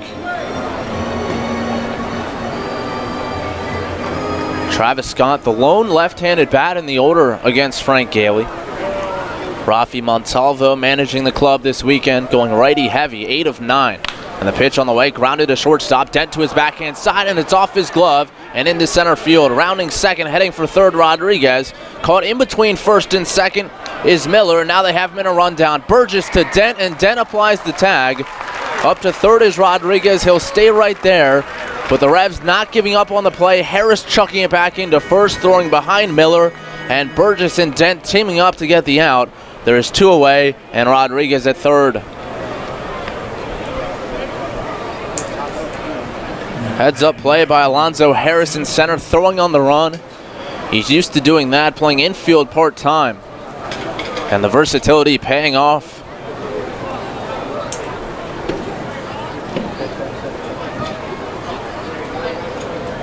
So 8-3-6. And it will go down as an error against Ryan Dent. Here's Benson in the first pitch, outside edge, strike 1, and 91 from Frank Gailey. Dent doing a nice job to keep his body in front of it, shuffling to his backhand side, but had it come up on him and off the leather. And the pitch hit to him again. Here's another chance for Dent. He stays down on this one, slings it across, and that will retire the side. A hit, an error, and one man left stranded. After 3.5 at People's Bank Park, 2-1 Skeeters on 1350 WOYK. At Donegal, we understand there are many costs associated with running a business. That's why Donegal works with you to provide quality insurance products based on your business needs, and why we deliver that insurance at a price to fit your budget. Call your local independent Donegal agent today and discover why, when it comes to insurance for your business, Donegal is a better value. Contact Kochman Kunkel Insurance at 717-854-0300 or stop in at 3217 East Market Street, York. Locally owned and operated by Pam and Rudy Kochman. Kochman Kunkel Insurance. Hey Revs fans, now's your chance to win big with the Revs and Shipley Energy. This season, during every home game at People's Bank Park, it's the all-new Shipley Energy Grand Slam inning. Each game, one inning will be designated, and one name will be selected as the contestant. If the Revs hit a Grand Slam that inning, you could win $5,000. To enter, stop by Fan Services and fill out your form, or enter via the York Revolution app or YorkRevolution.com. Sign up today and win big with the Revs and Shipley Energy this season. Hey Jane, check it out. 2 brand new Fast Play games from the Pennsylvania Lottery. Yeah, you just pick your game, get your ticket, and see if you've won. And with Payday, you could win progressive top prizes instantly. Instantly? That's fast. Not faster than me drinking this frozen slush. You okay? Ouch. Headache. Oh. Fast Play. Play fast, win instantly. The Pennsylvania Lottery. Players must be 18 or older. Please play responsibly. Benefits older Pennsylvanians every day. Hi, I'm Scott Penley from Shadler Yesco Distribution, proud supporter of the York County Economic Alliance since 1956. You're listening to Sports Radio 1350 WOYK. First in York, first in sports.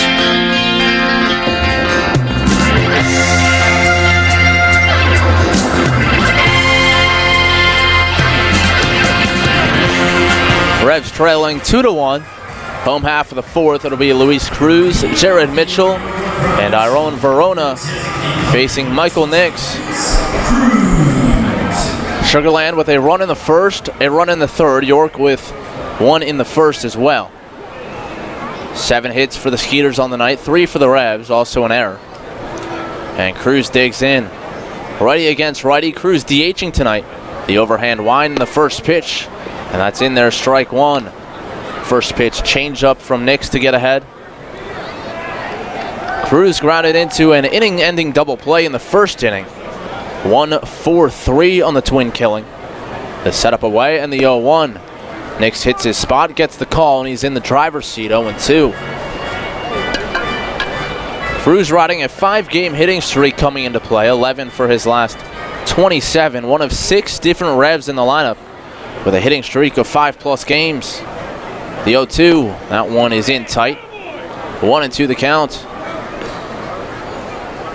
Casilla, of course, now with 19. Tejeda looking to extend from 11. Burgess at 5, Cruz at 5, Trienfeld at 6, and Mitchell at 9. Pitch on the way, that one bounces in. And Cruz lays off, the count even at 2-2. 50 pitches now for Nix through 3 innings plus a batter.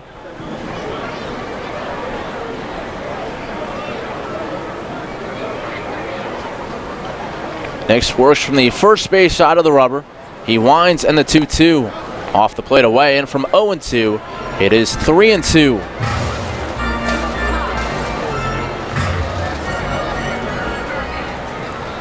Cruz doing especially well with the extra base hits of late. A home run on Monday. A couple triples in the last 3, and the payoff pitch, he fouls it straight back to stay alive.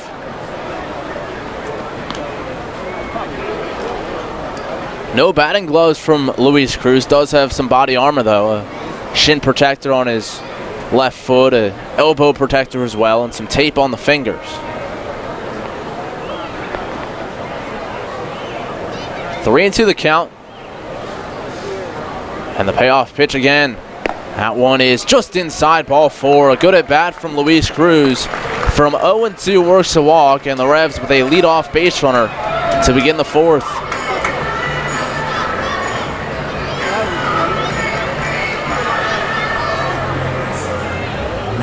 Third walk of the game for Michael Nix, who has not walked more than 4 in a start this season. The only time he did walk 4, that was in a game where he was blown up against Lancaster. Just made it 2 innings, gave up 6 runs. Here's Jared Mitchell. Line out to Brian Pounds, his first time up, and Nix will step off.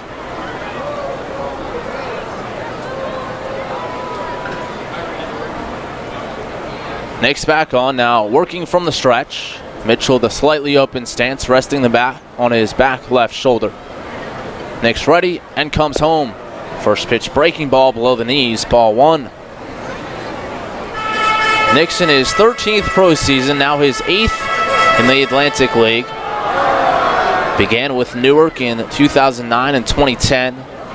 Then with York before going to Sugar Land. In fact, was a relief pitcher only before his time down with the Skeeters.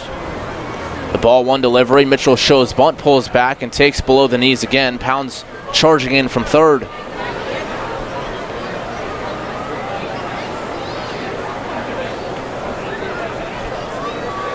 '11th round pick by the Braves in 05.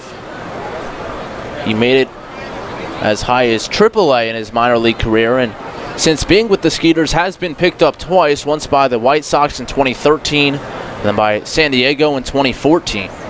The 2-0 to Mitchell, and that is just outside. Close, but Mitchell with a good eye to lay off, and now he's ahead in the count, 3-0.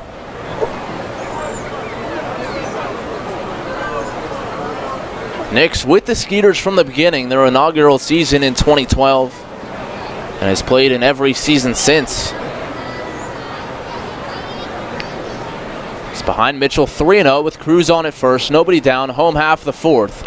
And the 3-0 in the dirt, ball 4. Back-to-back walks to begin the inning, and Nix has matched his season high.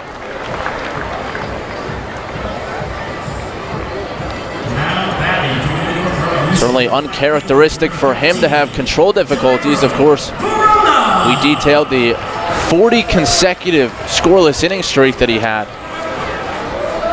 That from June 11th to July 16th. Awfully impressive.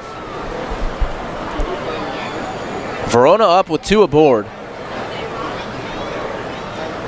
Travis Scott in on the grass at first. Pounds even with the bag at third. The middle of the infield looks to turn 2. First pitch to Verona, and that one's down low. 87 miles an hour. 1-0.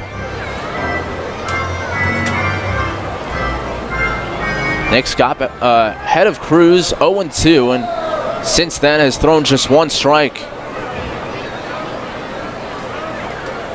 He looks back at second, and again. And the 1-0 pitch, hit hard on the ground towards shortstop, could be 2. Aarons flips to Prince for 1. The return throw to first in time. Double play. 6-4-3 Taylor made off the bat of Verona, and 2 men are down. Cruz up to third on the play. And now Trienfeld to the plate.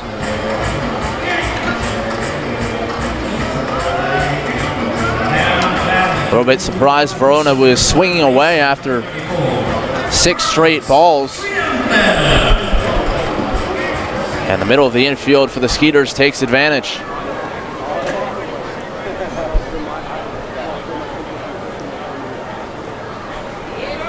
Sugar Land up 2-1. Revs looking to tie the tying run 90 feet away, but with 2 down. Trienfeld up, he singled his first time. The first pitch from Nix misses down and away.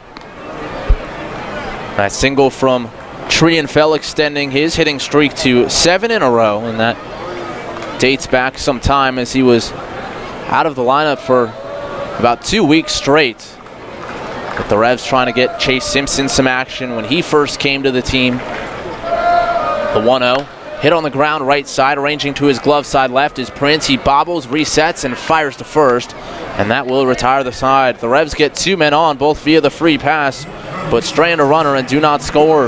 We head to the 5th at People's Bank Park. Sugar Land 2, York 1 on 1350 WOYK.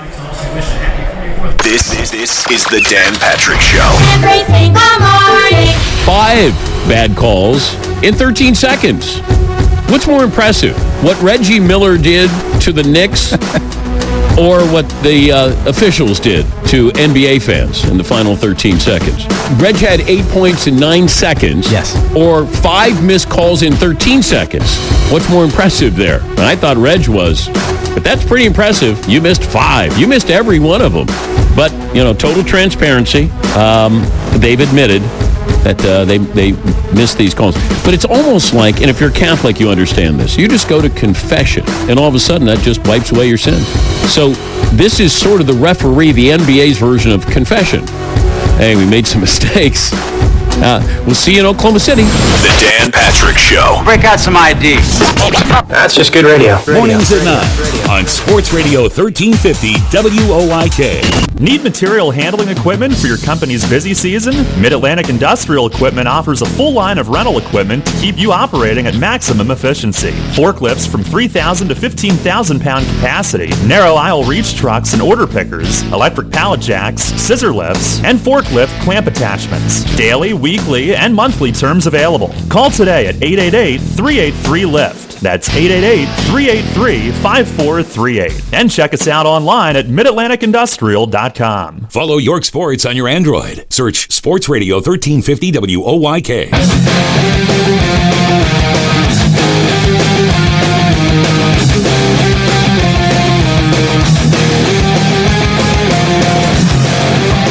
Revs with a good chance in the bottom of the fourth, but come up empty.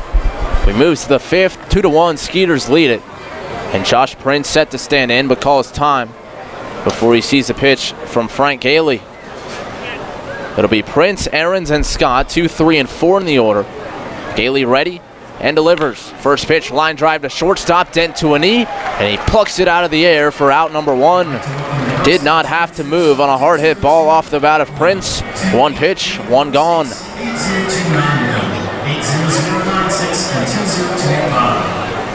So that'll bring up Aarons. He singled with 2 outs in the third, got a rally going. Travis Scott brought him home after Aarons stole second. Righty against lefty, and the pitch from Gailey. Fastball, strike 1 at the knees. Gailey gets ahead. Mentioned Rafi Montalvo really stacking the righties here against Gailey as he kicks and fires, and that fastball up and away. But interestingly enough, Gailey this year has done much better against right-handers than lefties. Righties hitting 273, lefties 347, and the pitch swung and missed. Splitter there, and Aaron swung over the top. He's down in the count, 1-2. The lefty Travis Scott driving in both runs so far in this one. And the 1-2 home from Gailey popped up foul and out of play right side. But interesting to see those splits from Gailey, because in the past, in prior years, he's been much better against left-handed batters. In fact, when he won the Texas League Championship with Midland, as he deals 1-2, drop down sidearm, ground ball to second, a diving attempt by Casilla, but it's by him and into right field. Casilla moving to his glove side left towards the hole, but it just got by him. It's a 1-out single for Aarons, his second hit of the day. But for Gailey in that 2014 season, held left-handers to just a 205 average. Now Montalvo out, their trainer coming out as well. They're going to try to check on Aarons at first. I didn't see anything running down the line, but now they're going to walk him back towards the Skeeter third base side dugout. So I'm not sure what happened. Kind of pulled something running down the line.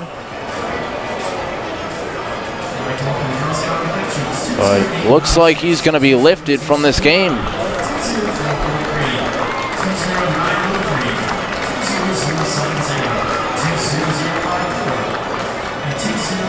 Not leaving the field with any sort of noticeable limp, but is back in the dugout, and looks like we're going to be awaiting a pinch runner.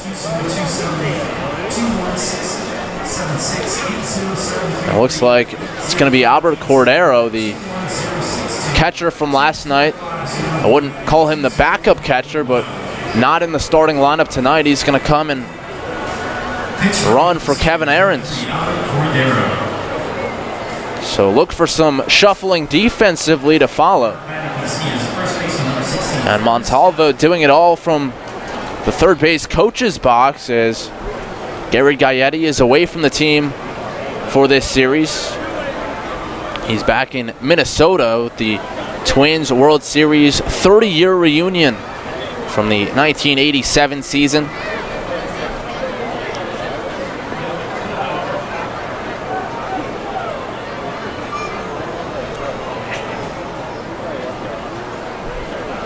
Gailey ready and delivers, and Scott up, swing at the first pitch, hits it high in the air, left center field. A long run for Harris, was playing Scott to pull, but Harris gets there in time and puts it away just shy of the warning track for out number 2.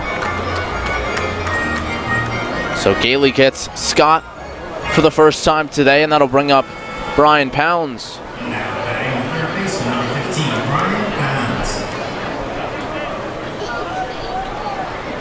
So Gaetti, who was a third baseman for the Twins on that 1987 World Series team, back at Target Field being recognized this weekend. He was a big part of that postseason run. 2 down for Pounds in the first pitch, just off the outside edge. 2-1, the Skeeters lead at top of the 5th. 2 down, and Cordero, the runner at first, pinch running for Ahrens. He was forced to leave the ball game. Gaetti, the 87 ALCS MVP, as Gailey delivers an off-speed pitch just off the outside black. And again, Gailey crouching down, hoping to get that strike call from Brian DeBrouwer, but not given. Gaetti in the ALCS in 1987 hit home runs in his first 2 plate appearances, really sparking that Twins team to the World Series. The 2-0 to Pounds, swinging a foul tip, squeezed into the glove of Tejeda. Pounds up there hacking on a pitch down and in.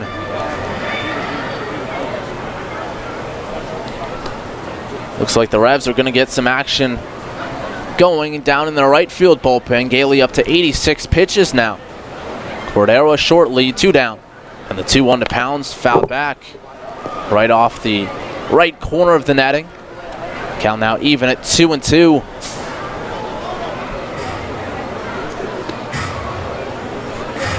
Pounds, of course, beginning the season here in York. It was his 3rd season as a Rev, but asking for that trade midway through to be closer to home. A lot of family and friends down in Houston.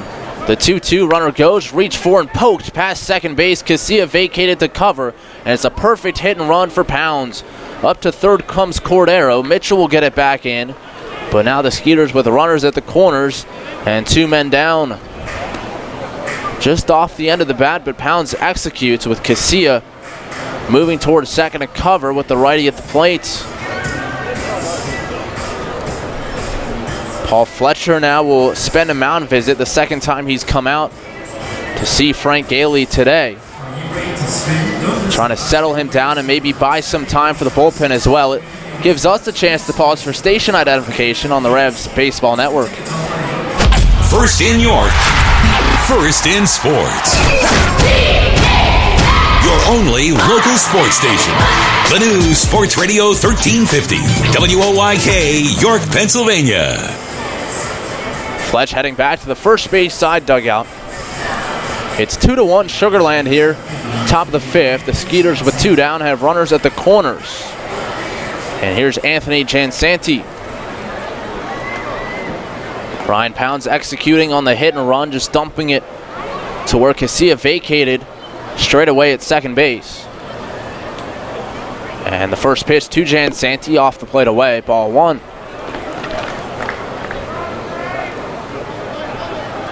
Skeeters now with 9 hits through 4 2/3 innings. Gailey trying to escape and hold it a 2-1 game. Pitch on the way, off speed again, and it tails off the plate away. 2 balls and no strikes, and that was his 90th pitch.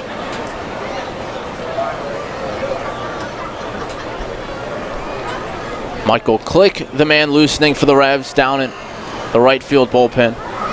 Gailey from the belt, and the 2-0. Breaking ball bends back over and is fought foul out of play right side. Chansanti 1 for 2 on the day. A hard ground ball that snuck by a tree and fell at third. Also a strikeout victim in the third. Open stance from the right side. Gailey from the belt. He kicks and deals. Swinging a foul straight back. Chansanti, who was ahead in the count 2-0. Aggressive up there with runners at the corners, and now the count even at 2-2. Mentioned the up and down season for Gailey. He won 5 of his first 6 decisions and then lost 5 of his next 7. He's won 2 straight, trying to battle here to get through 5. The 2-2, swinging a ground ball to shortstop. Dent to Anita Field. He will toss the short way to second, and Casilla steps on the bag ahead of Brian Pounds, and that will retire the side. 2 hits and 2 left stranded. Halfway home at Peoples Bank Park. It's 2-1 Skeeters on 1350 WOYK. Did you know that Shipley Energy can take care of all your energy needs? From heating oil and propane to providing your home with electricity and natural gas. We also provide heating and air conditioning service and installation. All of your energy needs are under one roof at Shipley Energy. To learn more, visit ShipleyEnergy.com. Call 855-4SHIPLEY and don't forget to ask about our $100 rebate. Shipley Energy. Energy for life. Facing a legal issue can be a frightening time. What's my course of action? How do I know who to call? Fortunately, the York County Bar Association makes it easy. Now, you only need to make one call to find the right lawyer for you. Call the York County Bar Association and let us help you find the right lawyer with our Attorney Connection Lawyer Referral Service. Just call 854-8755 or visit yorkbar.com. Don't hesitate in getting the help you need. Contact the York County Bar Association and let us help you find the right attorney at the right time. Enter Rutter's Summer of Freedom Sweepstakes today. Look for the entry star, purchase participating products, scan your Rutter's rewards card, or enter VIP information at checkout and automatically be entered to win your choice of a 2017 Jeep Wrangler Unlimited Sport, Ram 1500 Bighorn Quad Cab, or Dodge Challenger RT from Stettler. Drive better, drive Stettler. Free gas for a year and one of thousands of prizes, including Red Bull, Pepsi, and Pennsylvania Lottery scratch-off tickets. Must be a Rutter's VIP to enter. Rudders, why go anywhere else? There's only one place for local high school sports. Sports Radio 1350.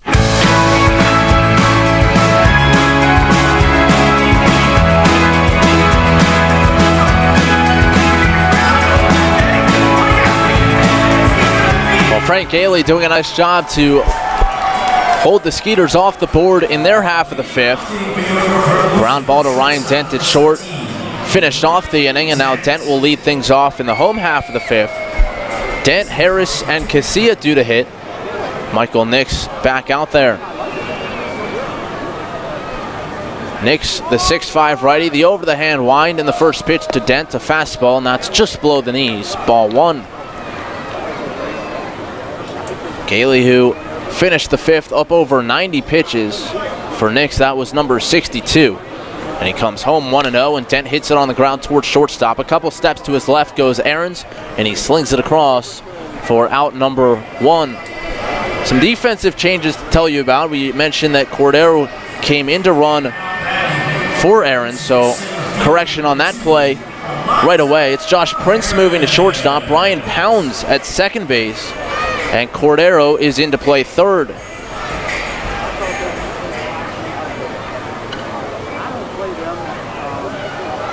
So we've seen Pounds at both corner infield positions, but now playing second base, although he did that a little bit for the Revs last year. First pitch to Harris, catches the outside corner, strike 1. So Cordero does remain in the ballgame, the catcher down there at third base. 1 away, and the 0-1 pitch on the way to Harris. He swings and lifts it in the air, right field, and straight away. Benson moving just a few steps towards his left, waiting for it to come down, and now squeezes. 2 up and 2 down.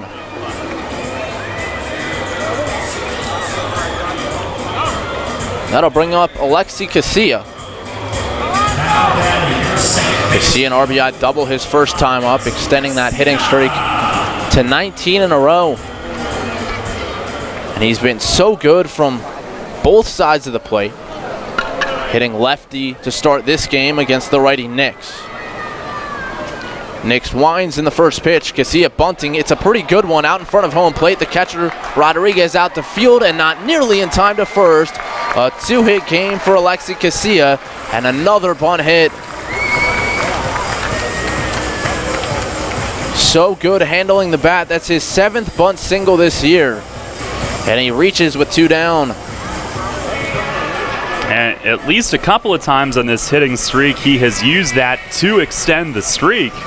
Tonight he's already got it extended, but saw the infield back, and they may not want to play back too often with his ability to do that. Although he deadened it so well, the catcher had to come out, and he couldn't get him either. That was a bunt so perfect that he's going to beat that one out almost every time. Let's see if he tries to get into scoring position with Tejeda at the plate. Next from the stretch, and the first pitch bounces in. Rodriguez does a nice job to keep it close. We mentioned Casilla, a switch hitter, and doing it from both sides of the plate. Well, his right side, Darryl, is his weak side. He only hits .341 from the right side. .542 from the left. Unbelievable. Tejeda 0 for 2, a strikeout and a flyout. Casilla hands on knees. And the 1-0. Catches the outside corner. Looked like a cutter there from Nix to even the count at a ball and a strike. Nix went to Auburn University, and he played with Josh Donaldson there back in 2005, the eventual 2015 AL MVP with Toronto. Nix with some family ties to Auburn. He is set, and the 1-1. Swing and a miss. Tejeda tried to pull his hands in, but got jammed on that one. Flailing at an inside pitch from Nix, 1-2. His father, Mike, played both basketball and baseball at Auburn, and he's the nephew of the head baseball coach down at Auburn, Paul Nix. Michael, his senior year, a .320 ERA and 13 saves. He'll check on Casilla, who's back in with a dive. Remember, his dad visited York for the 2011 championship clincher, and he was decked out in Auburn gear when he was here.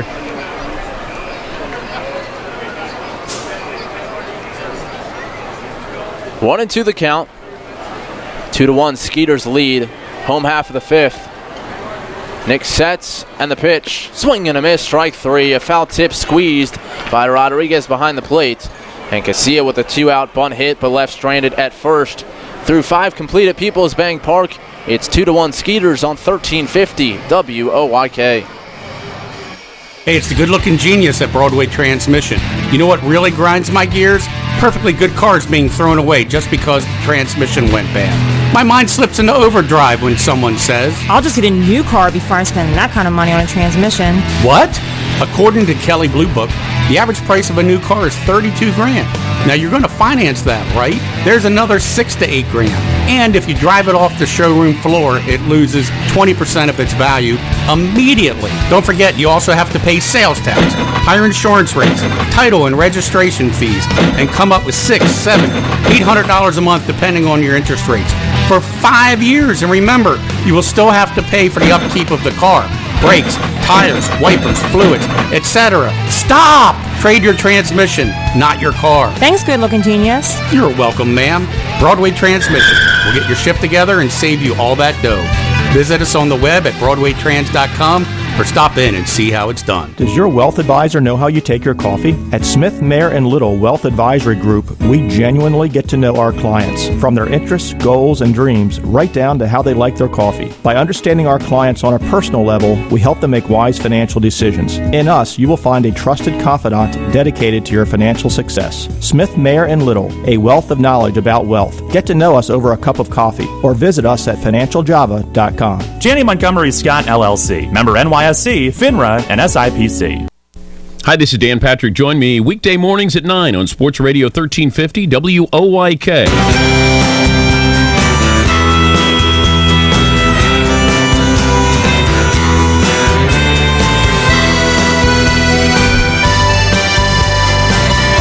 We head to the 6th here at Peoples Bank Park alongside Darrell Henry. I'm Matt Present. It's 2-1, Sugar Land on top.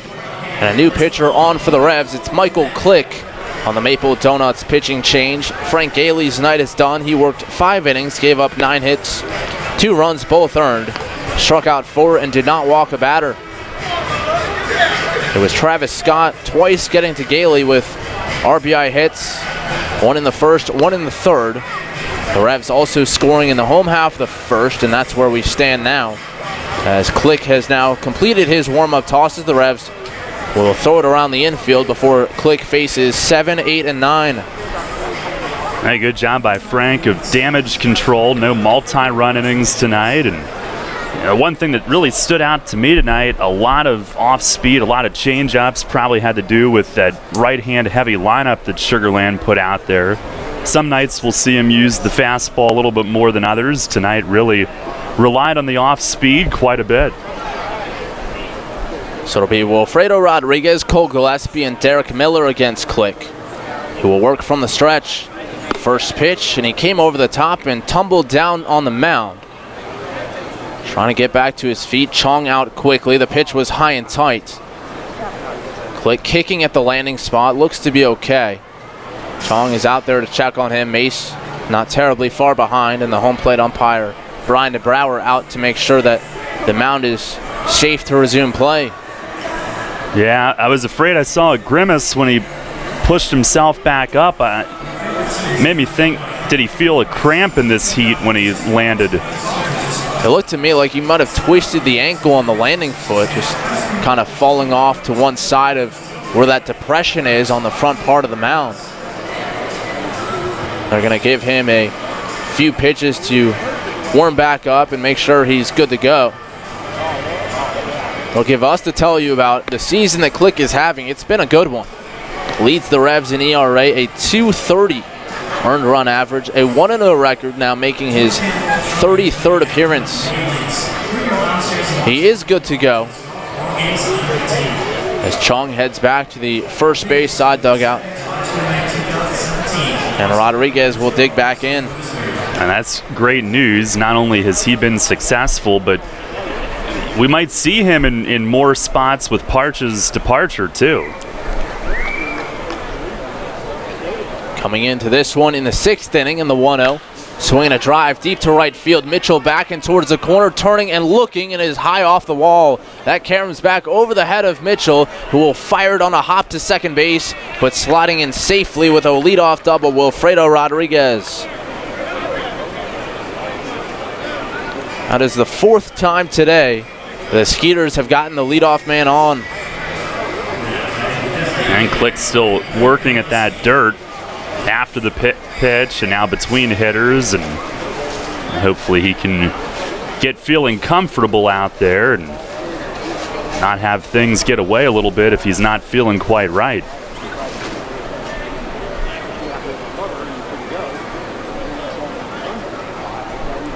The batter now, Cole Gillespie, the DH tonight. He's 0 for 2.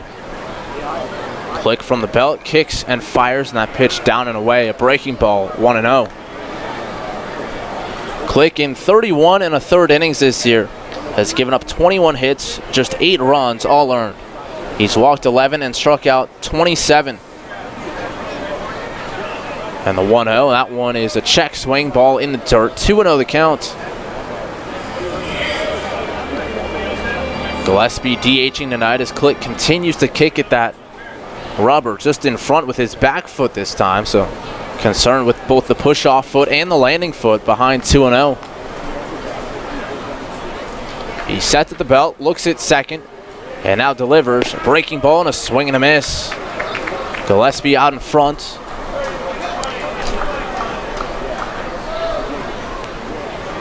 It could be something as simple as one of the starters tonight digging a hole right where he didn't anticipate.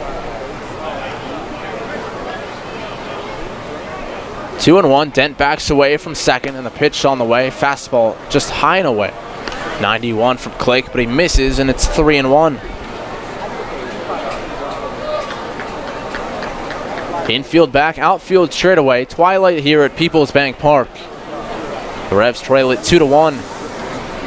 And the 3-1 home from Click, and that's down low, ball 4. A 5-pitch walk to Gillespie following the leadoff double.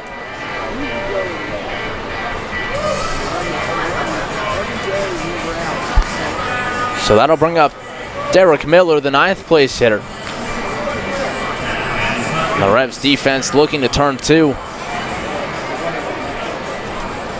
Miller not in the lineup last night, but back in there tonight. In a bit of a slump. Just 7 for 46 over his last 14. 0 for 2 in this one. A pop out to short, also reached on an error on a ground ball to Dent, who plays close to the runner. Rodriguez at second. First pitch home from Click, showing bunt is Miller. He pops it straight up, but Tejeda tossing the mask, can't quite get his footing turned around. Ball landing just shy of the warning track behind him, but not a whole lot of hang time there. It would have been a very tough play. So strike 1 on the bunt attempt, and we'll see if they leave that bunt on for Miller. 0-1.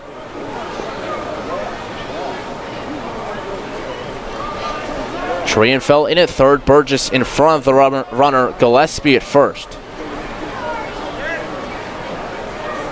Click sets at the belt. The 0-1, bunting is Miller. He pops it up again in front of the mound. Tejeda out, and the basket catch for out number 1.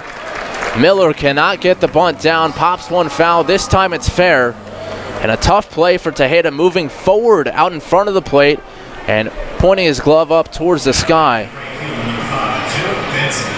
Usually it's the other way around. You're able to turn the glove to the backhand side, but he had it wide open, belled high, and he made the grab.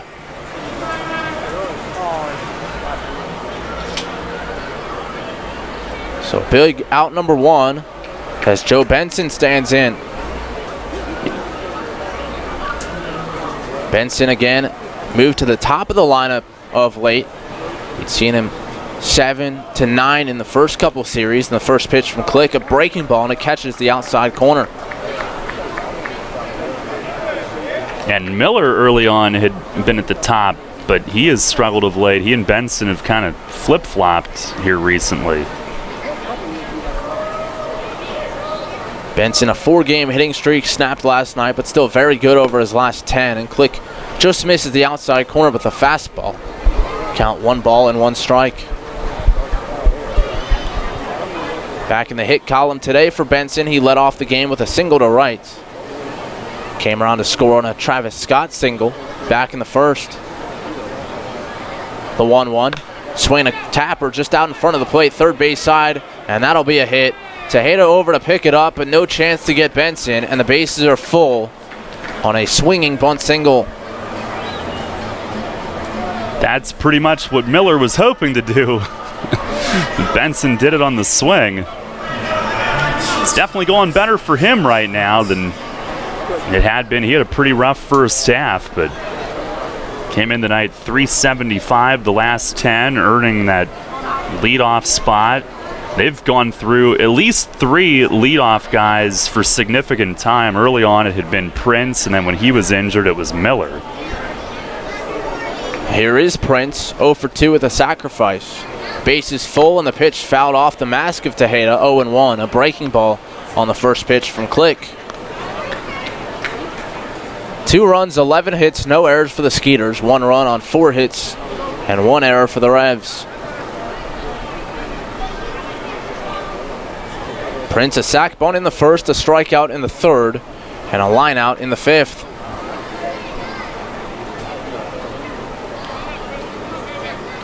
Righty against righty, and the 0-1. Breaking ball, and he fouls it off his foot. It'll trickle out in front of home plate, but Brian DeBrouwer putting the hands up.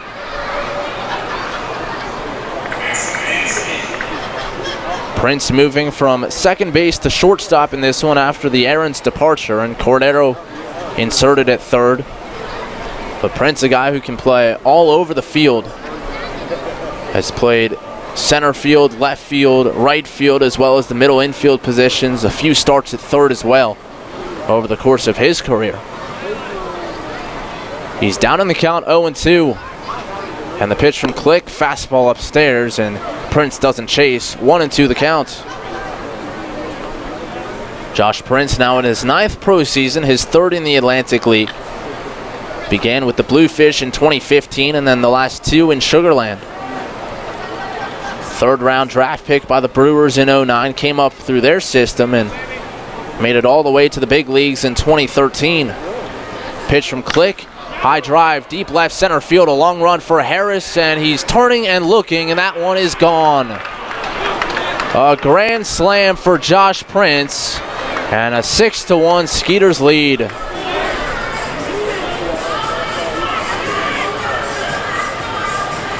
Click left one over the heart of the plate, and Prince took advantage. That one out towards the playground in left center field. And for Prince, his 7th home run of the year, and a big one, blowing this game wide open. He's another guy that has long been a real tough out for the Revs. In fact, he had the game-winning hit in the 10th inning when they clinched the division series here last year. And both pitchers have done a pretty good job. Both sides have done a pretty good job of keeping the ball down tonight, but sometimes it only takes one. Here's Cordero, switch hitter batting left. First pitch swing is a ground ball to second base. Casilla secures it, and then on to Burgess for out number 2. So good bounce back there from Click after the home run, a 1-pitch out. And 2 away for Travis Scott.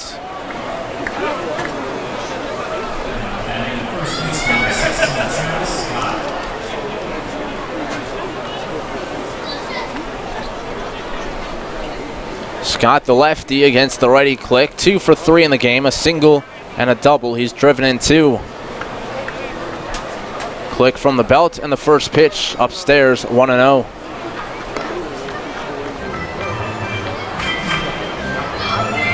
The Revs' 6 consecutive wins over the Skeeters now in jeopardy as they trail it 6-1 in the 6th.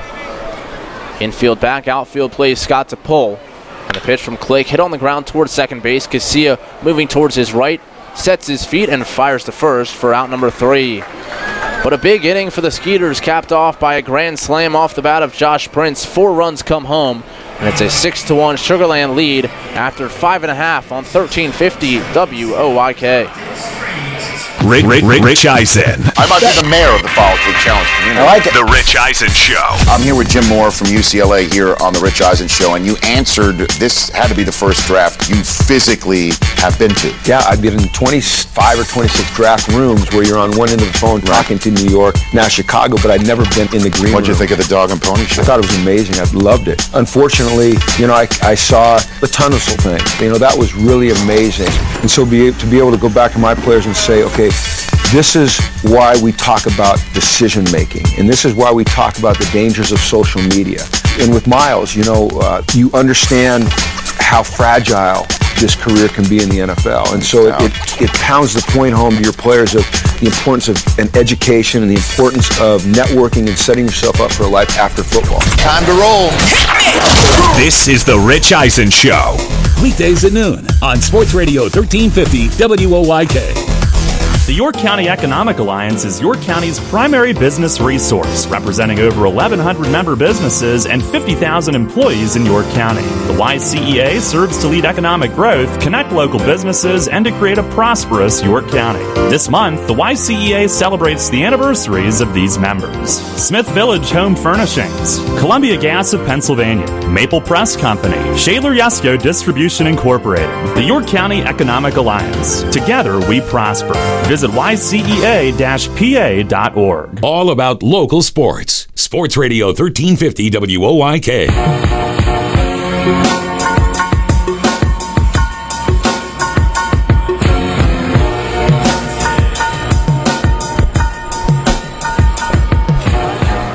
While the Revs in a hole, it's now 6-1. A Josh Prince grand slam brought home 4 in the 6th. 12 hits for the Skeeters on the day. The Revs looking to battle back. It'll be Burgess, Cruz, and Mitchell due up against Michael Nix. And the first pitch to Michael Burgess at the knees, outside edge, strike 1. Burgess now in his 11th pro season, 2nd in York, 3rd in the Atlantic League.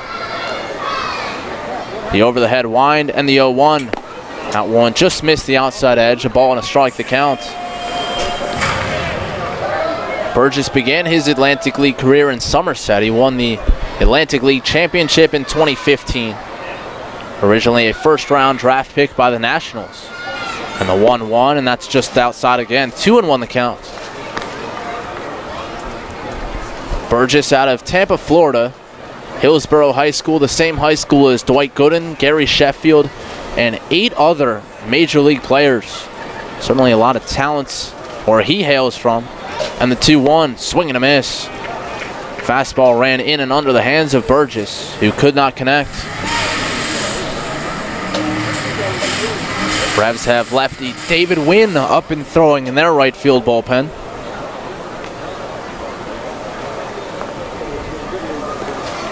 Nick says yes, into his wind. Here's the 2-2.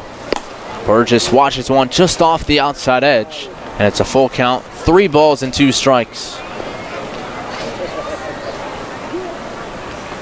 Burgess not only went to an elite baseball high school, but joined Elite Baseball Company in a 5A Florida State playoff game his senior year. Cleared the 40-foot wall in straightaway center at Ed Smith Stadium. The payoff pitch to him, a swing and a miss, strike 3. Burgess down on strikes, the 5th of the day for Michael Nix, who's held the Revs in check. A run in the first, just 2 batters into the game, and nothing since.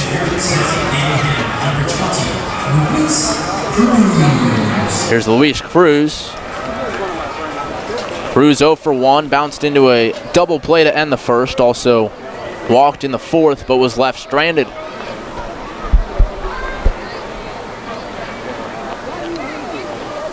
Nix ready, into his wind, and the first pitch to Cruz. That one's fouled down the right field line and back out of play. The grand slam by Josh Prince, the 4th grand slam an opponent has hit off of the Revs this season. Casey Hobson with Lancaster did it on June the 10th. Brian Bistain of Southern Maryland on June 20th. And the following day, Southern Maryland again, Edwin Garcia. So now Josh Prince, number 4, the 0-1. Swing a hard hit ball, but right at the second baseman, Brian Pounce. He's up with it and on to first. 2 up and 2 down to begin the 6th. So Brian Pounce at second base. Not too often he plays over there, but making that one look routine for the second out.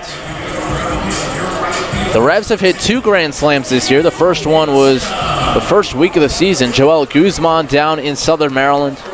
And then Isaias Tejeda had one on May 23rd against the Bees. 2 away, Revs trail at 6-1. Here's Jared Mitchell. Lefty against the righty Nix.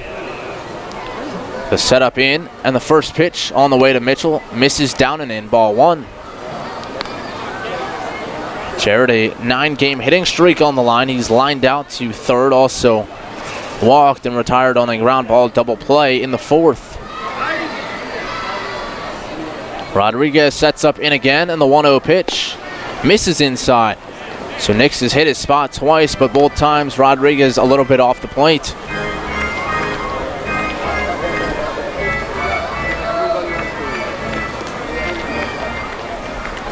Mitchell, a big home run in the game last night. Hit the clubhouse in straightaway right field. A solo shot. And the 2-0 pitch, that one's low, ball 3. So Nix in danger of a season-high 5th walk.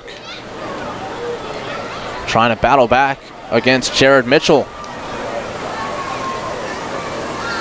Mitchell back-to-back 3-hit games this week as well, and the 3-0 in for a strike, inside edge. The last 2 nights, Mitchell has racked up 3 hits, part of that 9-game stretch where he's 16 for 36.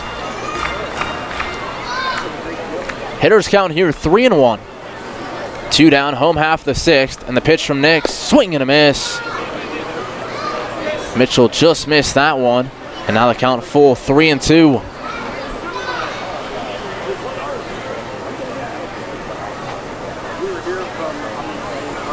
Jared also continues to really hit gap to gap. Now up to 21 doubles on the year. And the payoff pitch fouled off his foot up the first baseline all the way to Travis Scott. And Mitchell, in some discomfort, will try to walk it off. Currently heading up the third baseline. Mitchell, one of 3 Revs who over the last 30 days is just on a tear. Casilla leading the way, a .397 average, 3rd in the league over the last 30 days. Tejeda not far behind, a .380 clip, 6th in the league in the last 30 days. And Mitchell, not bad at all, .352, 9th best over the last 30 days. Nick's ready, Mitchell ready. The payoff pitch, line drive sharply into the Revs bullpen. And that got someone, but hopefully not terribly and not in the wrong spot. We know it wasn't David Wynn. He's up and throwing. It looks like everyone's okay. Usually it's the players checking on the fans. In this case, the fans in the front row looking down to make sure everyone in the Revs bullpen is in one piece. And the payoff pitch one more time. Mitchell pops it up, back of shortstop. Going out is Prince. He's calling for it. And a one-hand grab for Josh Prince to retire the side. A 3-up, 3-down inning for Michael Nix. He's allowed just 1 across in 6 frames. The Revs trail it 6-1, heading to the 7th. Darrell Henry with the play-by-play when we come back on 1350 WOYK. Money and business are essential to the strength of a community. So is cheering and celebration and music and fun. That's why York Revolution games, concerts, youth sports, special events, and more happen at a place called People's Bank Park. People's Bank has been serving York County for more than 150 years. Always cheering, always celebrating, always committed to the things that make York County great. And to you having a great time at People's Bank Park. People's Bank, member FDIC, equal housing lender. Can't get enough of the Birds? WOYK has you covered. Join us all season on Mondays at 6 for the Baltimore Baseball Show, hosted by award-winning Orioles and National Baseball writer Dan Connolly from BaltimoreBaseball.com. Exclusive in-depth interviews, plus the latest insight and analysis on the Orioles every week. Talking baseball with the Birds, Mondays at 6. The Baltimore Baseball Show on Sports Radio 1350 WOYK. First in York, first in sports. This is Dustin Hawkinsmith with the Keystone Sports Network. For the best Penn State football analysis and commentary, listen to Sports Radio 1350 every Tuesday, Thursday, and Saturday at 8 a.m. and after Revs games for the Keystone Kickoff Show. We'll bring you game reviews, player evaluations, and recruiting news.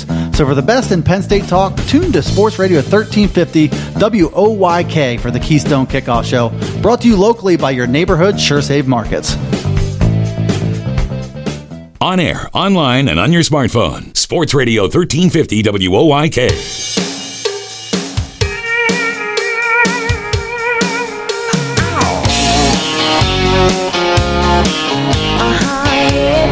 Head to the 7th inning. Who put that in there? It's 6-1 Sugar Land.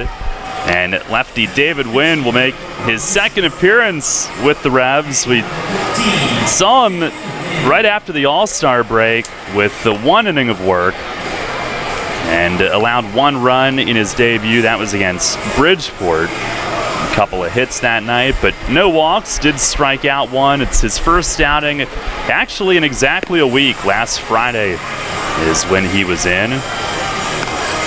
A pitching change brought to you by Maple Donuts. 6-1 Skeeters looking to even up the series. And Wynn will face Pounds, Jansanti, and Rodriguez here in the 7th. Our York Mitsubishi out-of-town scoreboard. Lancaster leads Long Island 4-1 at home in the 6th. The Revs a half-game lead over Lancaster entering play tonight. And a half-game lead over Southern Maryland, who trails in their game 4-1 in the 5th in Bridgeport. The other game, top 5, New Britain up 2-1 at Somerset. Here's Pounds, who's 2 for 3, couple singles tonight. And Wynn ready to go. First pitch is down and in. Wynn 5'10" lefty, 27 years old, born in San Diego, now lives in El Cajon, California. Pitched in the Mets system for the Brooklyn Cyclones for a couple of years in relief. And fared very well in the New York Penn League. The 1-0. Fastball inside corner for a strike at 86. His first outing, a lot of off-speed. Or maybe not a lot, but successful with the off-speed. Mixing it up.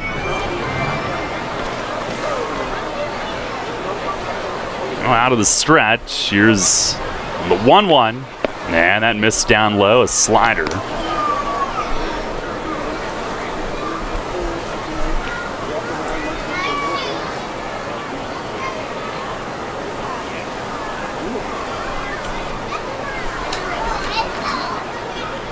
Two-1 to Pounds, and a missed outside, a fastball.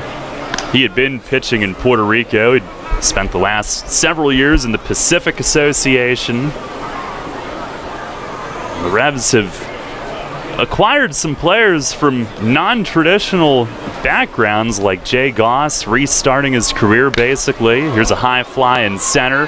Sends Harris back. This carries deep, and it is gone!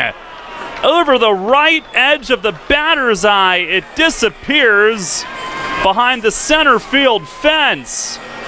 And Brian Pounds with his second home run in Peoples Bank Park as a visiting player. And it's a 7-1 Sugar Land lead here in the 7th inning. His 8th of the year, 5th with Sugar Land. 2 of those have come here in York.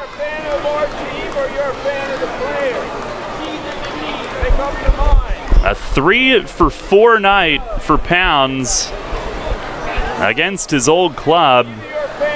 And no short poke on that.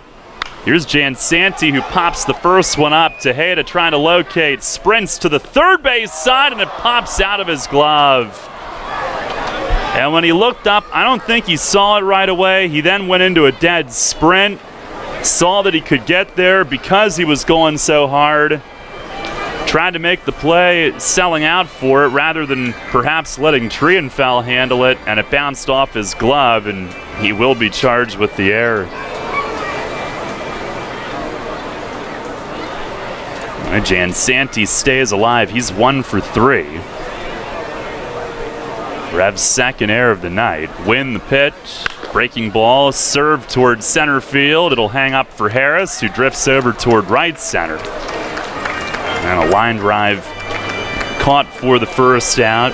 Matt, you had an interesting chat with Wynn this past week, and he went from success early on to kind of being tinkered with, and the numbers since have not been all that great. Yeah, and it kind of goes back for me to a conversation I had with Mace earlier in the year about kind of the politics of baseball, for better or for worse, in the minor leagues, and Wynn kind of a victim of that. Yeah, here's Wilfredo Rodriguez, curveball strike. And what Mace was saying to me, and it makes a whole lot of sense, is that sometimes the really highly touted prospects, no coach wants to touch them because they don't want to be the guy who messes up what is supposed to be so good. Pitch is high, 1-1. But sometimes, conversely, the guys who are taken in the later rounds, some coaches want to be credited as the one who turns them into something and will kind of tinker with their mechanics to try to turn good into great, and oftentimes it backfires. And it's kind of what Wynn was telling me about. He had 2 really good years with the Brooklyn Cyclones, an ERA below 2 his first year. I think it was 2.28 his second year, and then after that, just not quite the same, trying to experiment with some stuff. 1-1, and a swing and a foul tip just to the right of home plate. So ahead of Rodriguez here, 1-2. To go back to the Pounds home run real quick, Daryl, it's funny because off the bat, I didn't think it was out. I don't know if you did. I didn't. Not right away. It's so funny because Pounds, when he was here, it seemed like every out was a fly ball to the warning track in center field. Yeah. The pitch. And in the dirt, blocked by Tejeda. 2 balls, 2 strikes. Mentioned Wynn from Southern California. He went on to Mid-America Christian University in Oklahoma City. That's where he pitched in college. A smaller school. Well, nods yes. From the belt, lefty fires. Breaking ball hooked in by the back foot. 3-2. He's also briefly been in the Frontier League, the Can-Am Association. In the Pacific Association, he had been with Pittsburgh without an H, the Pittsburgh Metal, Pittsburgh, California, and the Vallejo Admirals. Payoff pitch, fastball, strike 3 called at the top of the zone. He gets the high strike call, and Rodriguez down looking, 2 away. Sugar Land with righty Trey Haley up, so perhaps Nix has given them enough tonight. I'm sure the Revs have had enough of them. And with 2 down, here's Cole Gillespie, who's struck out, popped up, walked, and scored. A little pink tint slashing across the sky on the sunset as Wynn misses high and away. Now Wynn is stretched out. He can give them some innings. He'd been pitching long into games in Puerto Rico. Now he's ready. And the 1-0. Breaking ball, that's over for a strike. You don't really hear much about baseball in Puerto Rico other than the Winter League. But Jay Goss had gone there. That was a key stepping stone in restarting his career. Goss and Wynn are currently throwing partners, by the way, during pre-game sessions. Pitch is a swing and a foul tip into the glove of Tejeda, 1-2.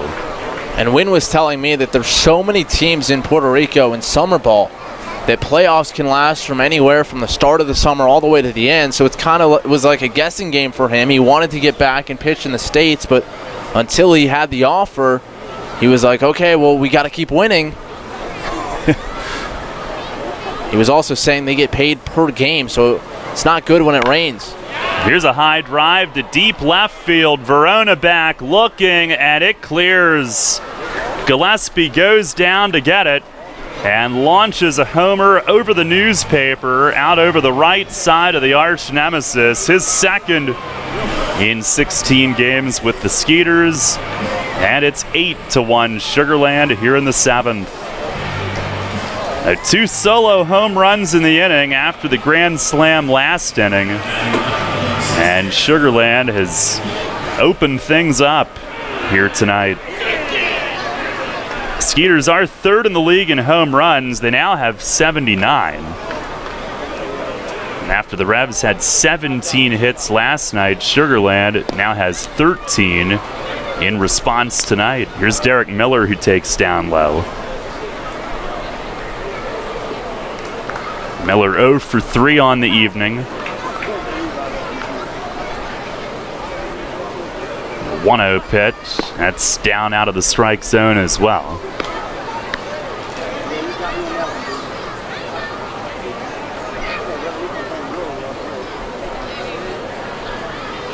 A Wynn who had been stretched out to start. The Revs wanting a third lefty in the bullpen and giving him some looks in non-pressure situations early on as he fires a strike. 2-1 the count. That fastball at 88.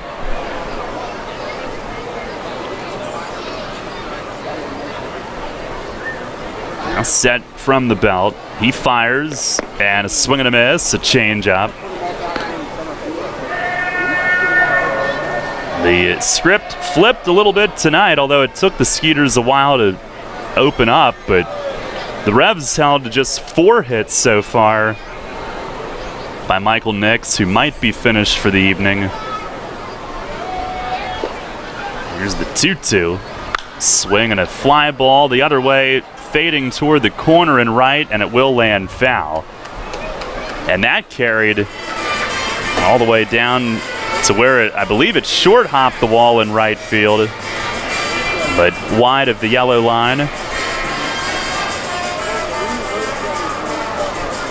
8 runs, 14 hits, no errors for Sugar Land, 1, 4, and 2 for York.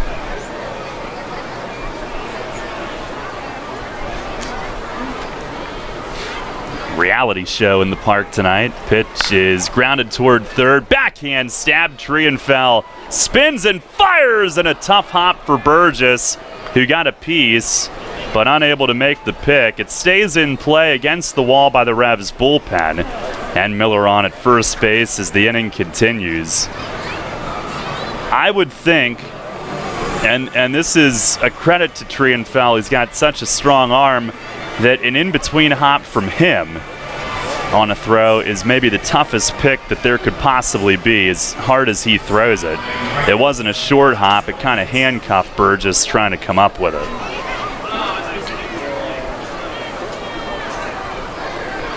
A 2-out base runner. And here's Benson at the top of the order, 2 for 4, 2 runs scored. Wynn with the pitch, fastball, it's a called strike.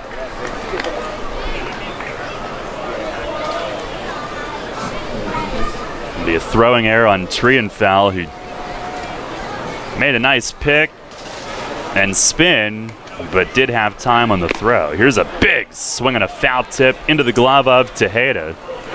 Benson was trying to launch one up in the zone. The Revs guilty of their second error of the inning and third of the night. Uncharacteristic from them. Came into this one second in the league in defense. Only 5 more errors than Somerset, the best fielding team. Here's a breaking ball spiked, and it glanced off Tejeda and back to the backstop. It'll be a wild pitch. By the way, tomorrow night, Steve Janis against Mitch Talbot. Sunday at 1 o'clock, Logan Williamson against Jake Hale. Matchups for the remainder of this weekend, and Monday for the Brooks Robinson Golf Classic. The team is off from baseball and then hosting Bridgeport Tuesday. 1-2, swinging a ground ball to short, Dent to his left, and he fumbles that one. And safe as Benson as Miller goes to third. Dent was shielded by the umpire Brian Miller momentarily, and it might have gotten to him quicker than he thought then. Exactly, Daryl. I think if you look at the play, you go, that was a pretty easy play, not made for Dent, but it really makes it a lot tougher when you don't see the ball for a good portion of the way there, and then you kind of see it again just at the last second, and it throws your timing off, your footwork kind of stops, and not to say he shouldn't have made the play, but it's a lot tougher than just the ground ball right at him. So first and third for Josh Prince, who is still the star of the evening so far via one swing last inning, a grand slam. Opened up the lead for Sugar Land, and a breaking ball missing low from Wynn. Prince 1 for 3. Also a sack bunt earlier in the night. Wynn with 28 pitches in the inning trying to get through. There's the 1-0. And a ground ball to third. Another chance for Trienfeld. He'll rifle it to second. Casilla there as he snatches it. Coming across the bag to end the inning. But the Skeeters scored 2 on a pair of solo homers. 2 hits, 3 errors in the inning, and 2 men left. Stretch time here at Peoples Bank Park. It's Sugar Land 8, York 1. Sports injury? Walk into WellSpan Urgent Orthopedics for immediate care. No appointment is ever needed. Our orthopedic and sports medicine specialists are here to treat you. Visit wellspan.org/urgent orthopedics today for hours at our York and Hanover locations. Hear that? It's the sound of summer. Sound nice? Call Kona Ice. We do it all. Schools, sporting events, parties, both corporate and birthday. You name it, we'll be there. We bring the party to you. If you need a little bit of fun in your life, we're the shaved ice truck for you. Oh, and we fundraise too.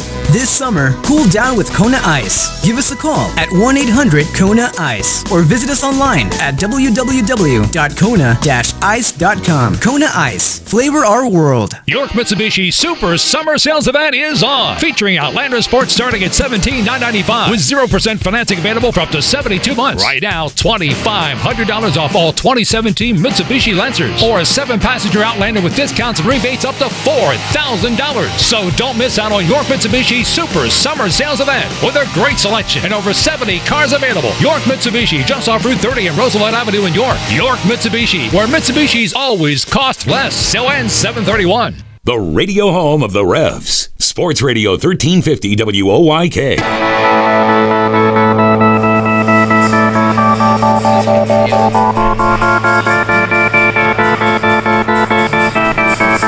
Stretch time here at Peoples Bank Park. Right-hander Trey Haley, the new pitcher for Sugar Land. Pitching change brought to you by Maple Donuts. Michael Nix goes 6 tonight, giving up 1 run, which was scored 2 batters in. Nothing after that. 1 run on 4 hits. 2 of those in the first inning, 3 of those in the first 2 innings, the first time through the order, and only 1 more after that. He did walk 4, but struck out 5. 86 pitches, 49 strikes, in line for a 7th straight win, and his league-leading 9th. So, pitching change brought to you by Maple Donuts. Sugar Land flipping the script a little bit tonight after the Revs won big last night. Haley 1-1 at 2.43 ERA in 30 outings. His problem has been walks. He's had a good year. Couple fewer hits than innings, but 29 2/3 innings, 21 walks. Now, Verona will lead things off.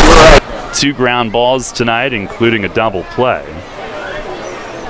Revs have hit into 2, and Nix, when he's on, will get some ground balls for sure. First pitch from Haley is low, a fastball at 95. And he looks like he'd be tough to pick up, especially as a righty. Throws it across his body a little bit. Listed at 6'4", throws hard. 1-0, and a fastball over at the knees for a strike. That one at 92.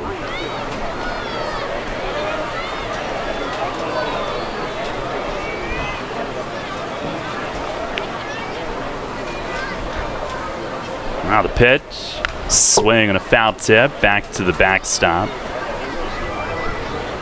Verona, Trienfel, and Dent here in the bottom of the 7th inning.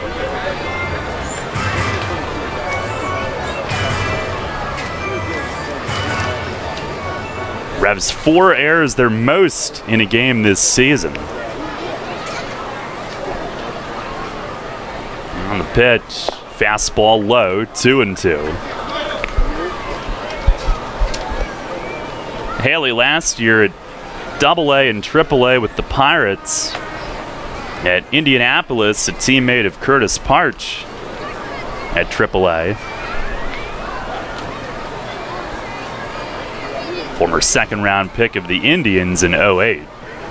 2-2, slider lifted in the air, right field. Benson trots in.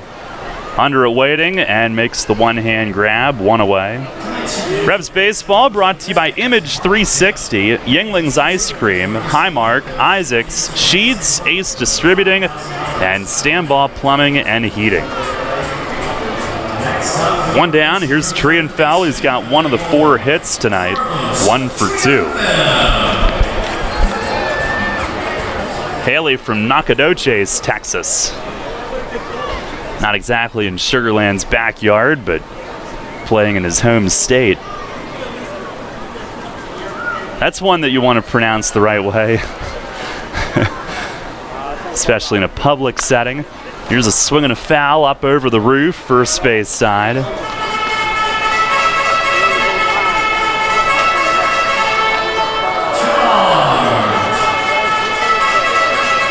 Revs tomorrow night at 6:30. It's Health Fair night presented by OSS Health. Post-game fireworks will follow. And then on Sunday, Gluttony Day at 1 p.m., which some might say is just another day in this booth.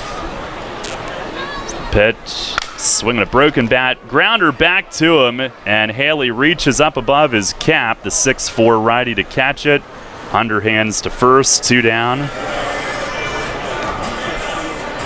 if you so choose, you could have your own little gluttony day with the Dollar Dogs, courtesy of Hatfield Quality Meats. Is there a contest? I should know this. Sorry, put you on the spot. We'll find out. There was a couple years ago, and Jackson partook. Did we ever tell you that story? Not in detail. You'll have to listen to the interview that we did with him. Before or after? After. Priceless. And it all stayed in. Here's Ryan Dent. He takes up and in. Dent, a walk and a ground out. Also Sunday, pregame autographs, catch on the field, postgame kids run the bases. And we have our crab feast catered by Lookout. Not catered by Lookout. There's a fastball in that Dent jumps back on. Catered by Captain Bob's Crabs in the home run patio. 2-hour all-you-can-eat buffet from 12:15 to 2:15. Get your tickets at YorkRevolution.com. 717-801-HITS and at the Apple Chevrolet ticket office. Pitch is in tight again, and Dent has to maneuver out of the way in near his hip.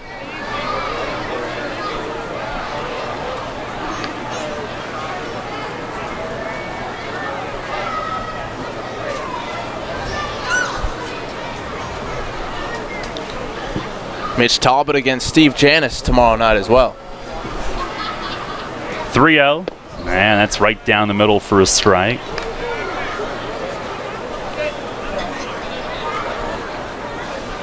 We'll find out more about Gluttony Day. Pitch, swinging a towering drive deep down the left field line. Miller is back at the wall. It's gone. Ryan Dent with a sky-scraping home run over the arch nemesis in left. His third of the year, and the Revs score for the first time since the second batter of the night. A moonshot that clears the big wall, and it's an 8-2 game.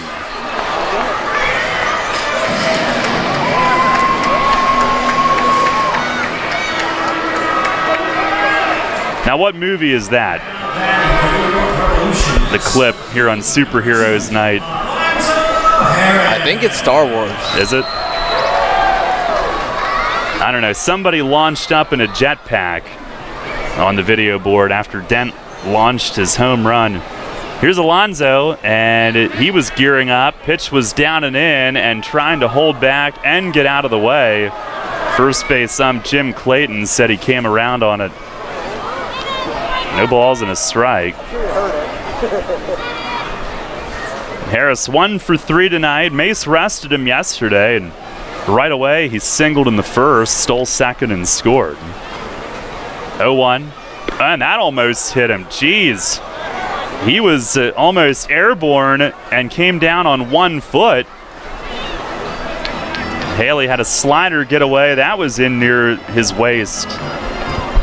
1 ball, 1 strike. Well, we have a winner on our Heritage Lawn and Landscape Care home run contest. Pitch to Harris's line to left. He's got a base hit and a 2-hit night. Got one over the plate and a hard line single. Our winner tonight is Paul DeArmond. You can stop by the Apple Chevrolet ticket office at your convenience. Claim your prize pack. And thank Ryan Dent. Towering shot that when it first went up, he hit it so high, I didn't know if he was early, would maybe pull it foul, but it stayed straight as could be and went soaring and came down on the other side. Here's Casilla. He swings, chops a grounder, and what's the call? It's foul. They made no call. And then when Sugar Land was running off the field, first base Jim Clayton put his hands up.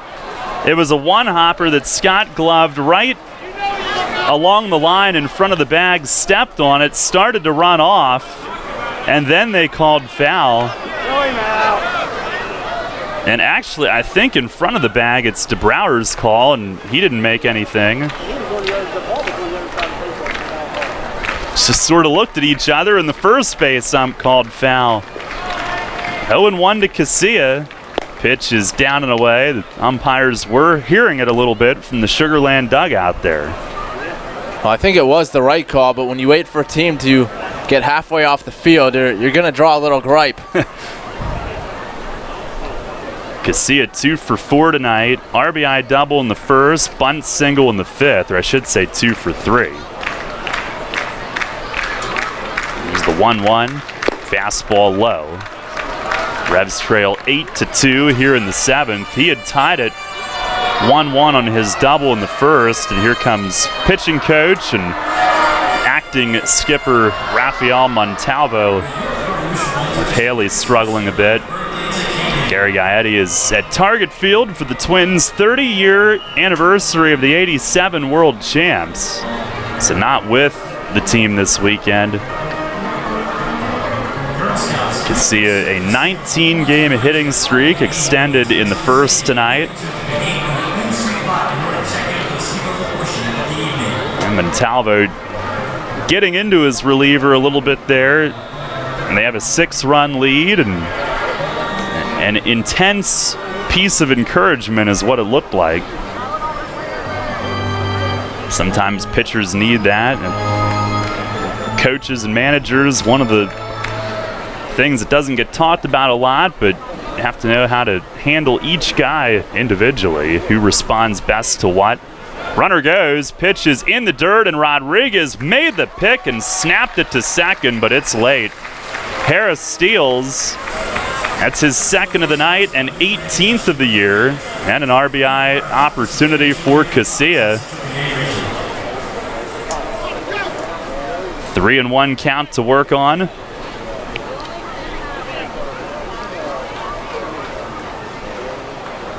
Revs trying to get at least one more back. Well, Haley with the pitch. Swing and a miss. And Casilla, a good rip, but fastball sinking down and away, 3-2. That one at 94 from the big righty.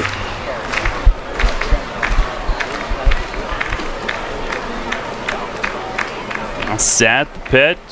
Swinging a bouncer toward the middle, pounds at second, gloves it, letter high, throw low, but Scott makes the pick. Pounds cutting toward the middle. And his off-balance throw, all arm, going away from first, was in the dirt, but Scott scoops it out. Revs do get a run back on Dent's homer. 2 hits, 1 left. We're going to the 8th. 8-2, Sugar Land. Money and business are essential to the strength of a community. So is cheering and celebration and music and fun.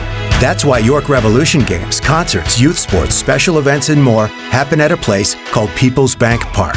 People's Bank has been serving York County for more than 150 years. Always cheering, always celebrating, always committed to the things that make York County great. And to you having a great time at People's Bank Park. People's Bank, member FDIC, equal housing lender. Okay, here we go, people. This is The Herd. Where are you again? With Colin Cowherd. Work smarter, not harder. Oklahoma City. Everybody is saying now, I'm watching Kenny Smith last night. Oklahoma City's got a better roster. Oklahoma City better. But you're not better if somebody you're facing in an industry has figured out a system, works that system, and doesn't have to work as much, and succeeds more. Think about points during a basketball game as profits, as money. Golden State works less and makes more money. Wouldn't you say, that guy's got it figured out? If you could sell 5 cars, a Mercedes, and make an income, and sell 30 Kias and make the same income, I'd go try to sell a Mercedes. It'd be a better life, better job, more time with your kids, more time with your wife, more relaxing, more naps, more vacations. It was a great series. It was ridiculously even except for one thing, the 3.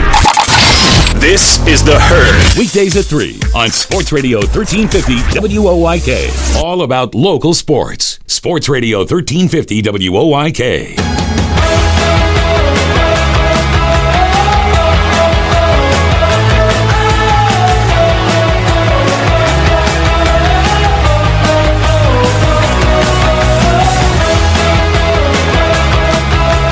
8th inning brought to you by York Dental Sleep Therapy. Are you tired of feeling the effects of sleep apnea or sleepless nights due to your CPAP?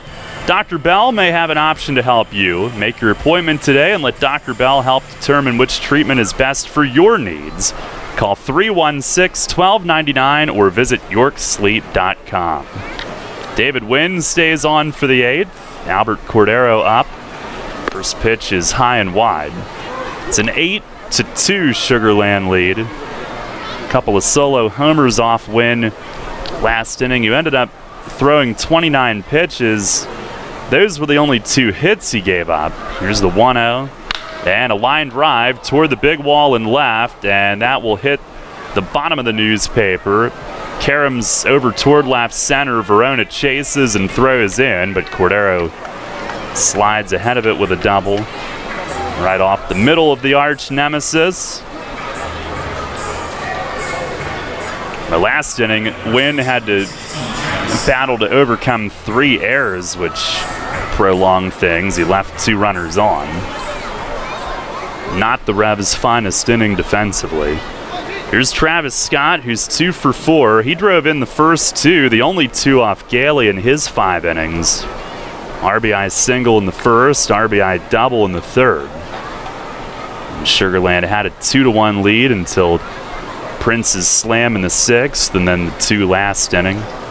First pitch, swings and yanks a ground foul, and that'll send a couple in the Revs bullpen scattering. They've been targets here the last couple of innings. Gomez and I believe Mateo leaving their seats. Scott, a player coach. And, he had been injured at All-Star game time with that calf. Here's the 0-1. Swings and lines a base hit the other way to left. Well, he's not injured tonight. 3 for 5. Verona guns it into Trienfeld. And it's first and third with nobody out. But he went to the All-Star game not playing, but as a member of Sugar Land's coaching staff. Here's Brian Pounds, who has had a big night. 3 for 4 and homered over the right corner of the batter's eye last inning. Disappeared behind it, so he didn't hit it to the right of it, he hit it over it. The high center field fence. First pitch is upstairs, a ball. And his 8th home run, 5th with Sugar Land, 2nd against York. We had seen him play all first base, which began when Scott was injured. Tonight he started at 3rd, now he's at 2nd. Pitch is down low, a slider, 2-0. And they lifted Kevin Aarons with some sort of ailment after, I think it was an infield hit that he reached on, and it had to leave the game in the 5th. Ball loose from the Revs bullpen that Burgess tosses back. So they maneuvered the defense around 3 separate changes, and Pounds went to 2nd.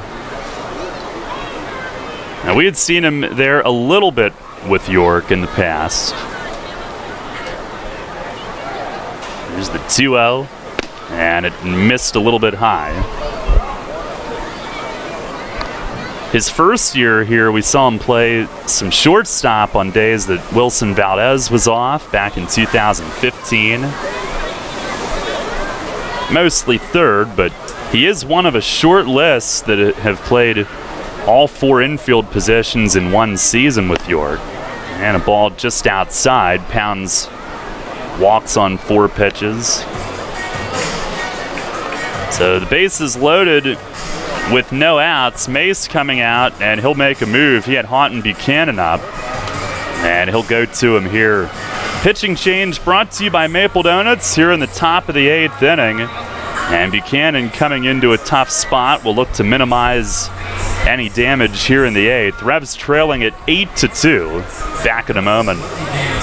Enter Rudder's Summer of Freedom Sweepstakes today. Look for the entry star, purchase participating products, scan your Rudder's rewards card, or enter VIP information at checkout and automatically be entered to win your choice of a 2017 Jeep Wrangler Unlimited Sport, Ram 1500 Bighorn Quad Cab, or Dodge Challenger RT from Stettler. Drive better, drive Stettler. Free gas for a year and one of thousands of prizes, including Red Bull, Pepsi, and Pennsylvania Lottery scratch-off tickets. Must be a Rudder's VIP to enter. Rudder's, why go anywhere else? Mid-Atlantic Industrial Equipment offers quality material handling equipment and services. Along with a full line of Unicarriers and Komatsu forklifts, you'll find Genie aerial lifts, IPC Eagle floor scrubbers, and Penalift loading dock equipment. Mid-Atlantic can provide rentals, pre-owned equipment, service, and replacement parts for most makes. When you need the best for your business, call Mid-Atlantic Industrial Equipment at 888-383-LIFT. That's 888-383-5438 or online at midatlanticindustrial.com.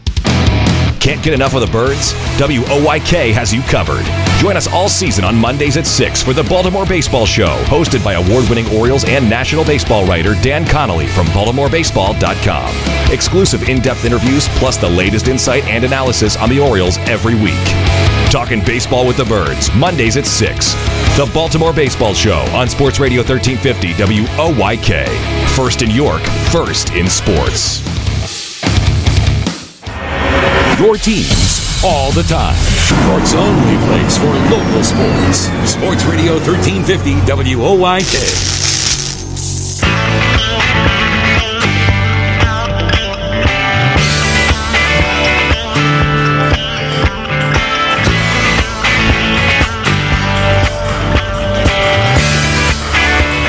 Martin Buchanan in the game here in the 8th.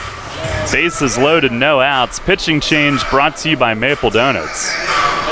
It's certainly not an easy spot to come into, but he'll look to minimize things here. Revs down 8-2. And Anthony Jansanti will lead it off. He's 1 for 4 tonight.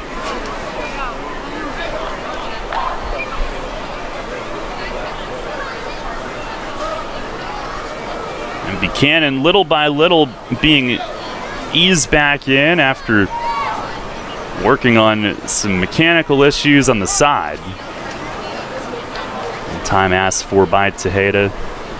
And last year he had completely remade his delivery in the USPBL. He's set, first pitch is outside, a slider. The big leg kick he did not have before, and it was by design to help him get over his backside better, and he really spoke highly of the experience there and the changes he made. A 1-0 and a breaking ball up high. I would think, though, at 6-8, it's a little bit tougher to repeat it time and again, and he had fallen off a little bit trying to get back in gear. Still 2-2 with a 263 in 26 games. The pitch and a missed high, a fastball. Nowhere to put him here, 3-0.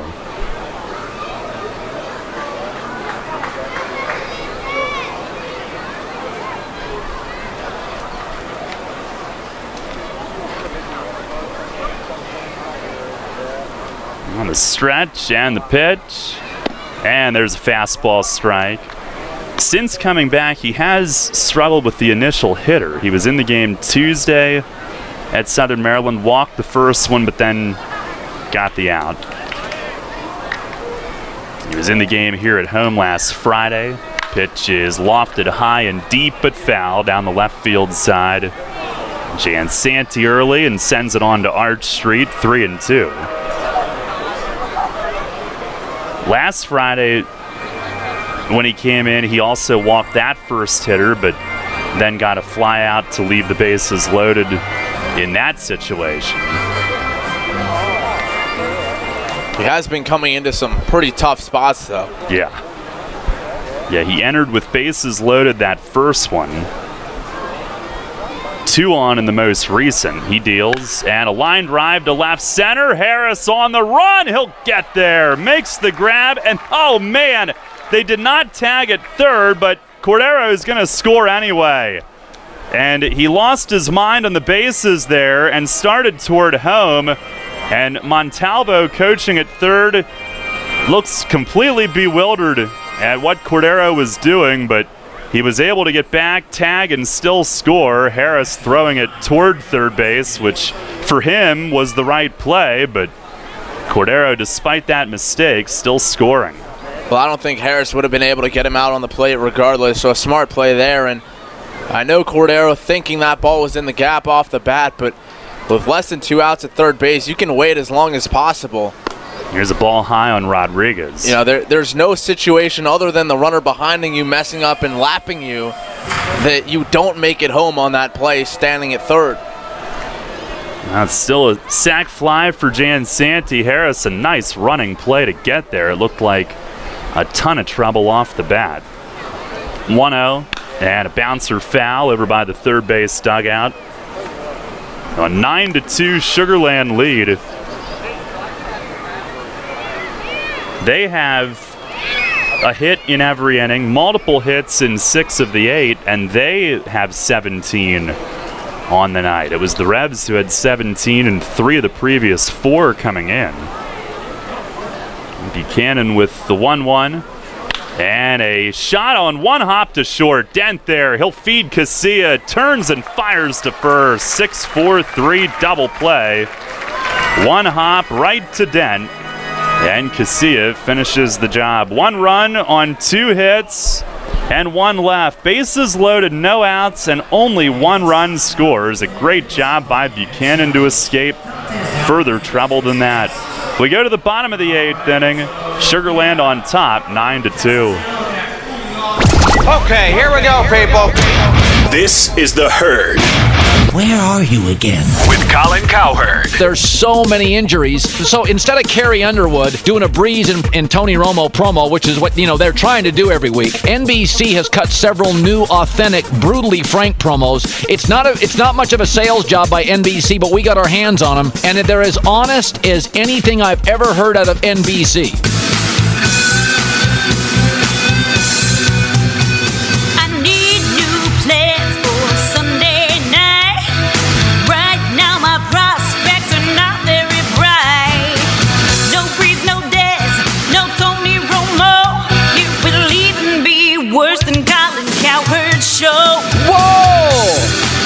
NBC fires a shot at me. That is brutal. Colin Cowherd. Weekdays at 3 on Sports Radio 1350 WOYK. Facing a legal issue can be a frightening time. What's my course of action? How do I know who to call? Fortunately, the York County Bar Association makes it easy. Now, you only need to make 1 call to find the right lawyer for you. Call the York County Bar Association and let us help you find the right lawyer with our Attorney Connection Lawyer Referral Service. Just call 854-8755 or visit yorkbar.com. Don't hesitate in getting the help you need. Contact the York County Bar Association and let us help you find the right attorney at the right time. The Revolution plays here. Sports Radio 1350 WOYK.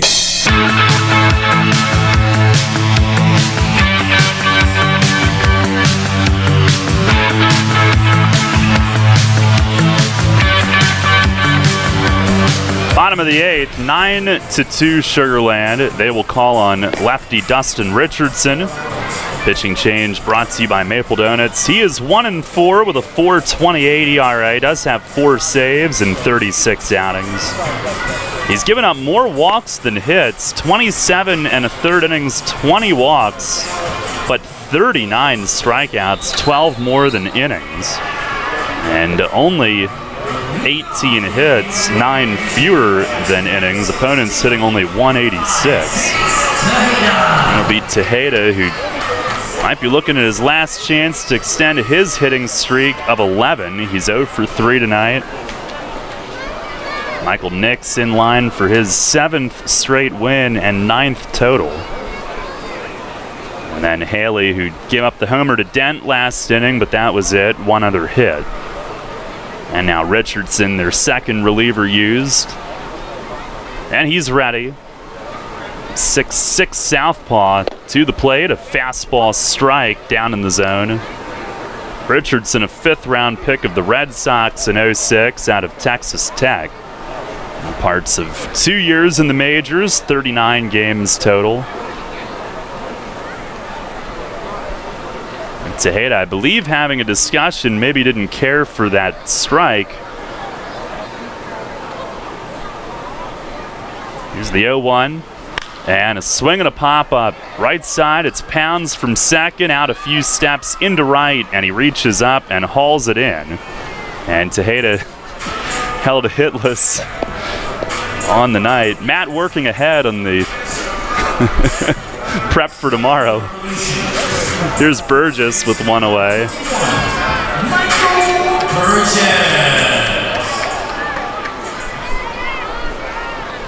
Burgess 0 for 2 with a walk.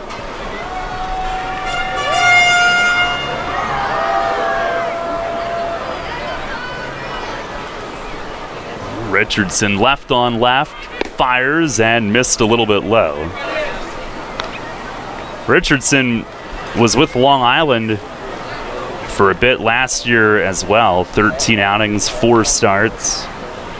1-3 with a 3.51 ERA. Pitch, and it's on the outside corner for a strike.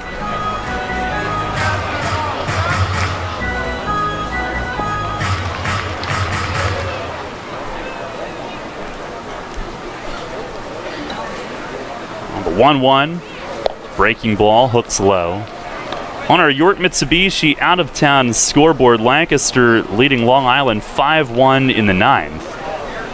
And if those scores hold, the Barnstormers would go up half a game. And they are 1 out away from doing so. 2-1, and it's fouled off, third base side. Southern Maryland is trailing at Bridgeport 4-1 in the 7th. So if that holds, the Revs would be in second and still half a game in front of Southern Maryland. And in the 7th, Somerset leads New Britain 4-2 at TD Bank.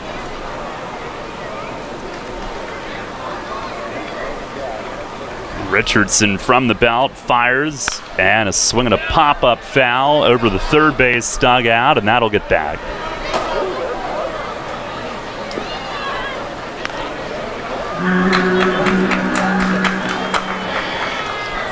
Probably the area of Sugar Land's team that has changed the most since last year when they won the championship is the bullpen, or even from the last few years. They had some mainstays out there year after year, like Derek Loop, for instance. Another 2-2. Swing and a miss. Fastball got Burgess. 2 down.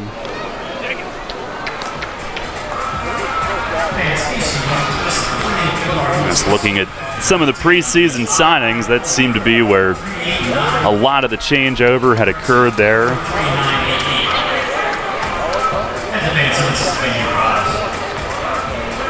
Richardson, who was drafted by the Red Sox and made his major league debut with them after the 2010 season. He was in the bigs in 09 and 10. Here's Luis Cruz, who's 0 for 2 with a walk. First pitch, breaking ball, missed a little high. He was traded to the Marlins for Andrew Miller before he was really Andrew Miller. I mean, in name he was, but he was starting then and trying to figure it out. Pitch to Cruz is down and in, 2-0. It was before he became the Excalibur that could be used in any situation. One of the top relievers in the game now. Here's the 2-0. Swing and a pop-up at short. Prince moving out into shallow left center, and he'll have that. A 1-2-3, bottom of the 8th for Dustin Richardson. And we go to the 9th here tonight. Skeeter's looking to even this series and snap the Revs' 2-game win streak. It's 9-2 Sugar Land. Kids today, with Facebook, texting, TV, and video games, seems like fresh air and sunshine are things of the past. Remember playing catch, climbing trees, wholesome backyard fun? Heritage Lawn and Landscape Care remembers, give them lush grass, healthy trees, the good old outdoors. American is baseball and apple pie. Kids have every reason to stay inside. Don't let your lawn be one of them. Heritage Lawn and Landscape Care. World-class care right in your backyard. 717-292-9994. Having the gang over to watch the game? Keep them happy with great BestJet products from your neighborhood SureSave markets. Football fans, hockey fans, basketball fans, everyone's a fan of game day party planners with $18.93 deli items. BestJet hot dogs go great with BestJet kettle cooked chips. Or serve up a couple BestJet Rising Crust pizzas with 12 packs of BestJet soda. Throw the best game day party ever with BestJet products. Shop Sobel's Markets in Shrewsbury, Stewartstown, Whiteford, and East York, Wetzel's in Glenrock, and Nell's Market Fresh Foods in Spry. Money and business are essential to the strength of a community. So is cheering and celebration and music and fun. That's why York Revolution games, concerts, youth sports, special events, and more happen at a place called People's Bank Park. People's Bank has been serving York County for more than 150 years. Always cheering, always celebrating, always committed to the things that make York County great. And to you having a great time at People's Bank Park. People's Bank, member FDIC, equal housing lender. Your home for Revolution Baseball. Sports Radio 1350 WOYK.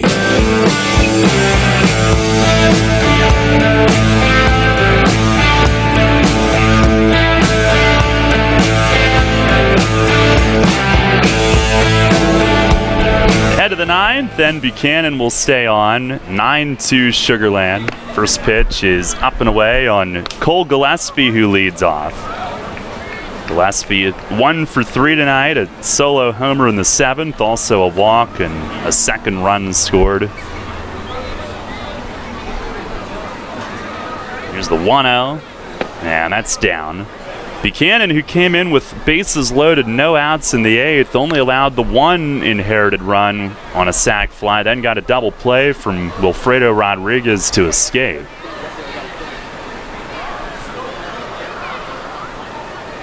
Ready with it, the 2-0, and a foul tip back to the net. He is already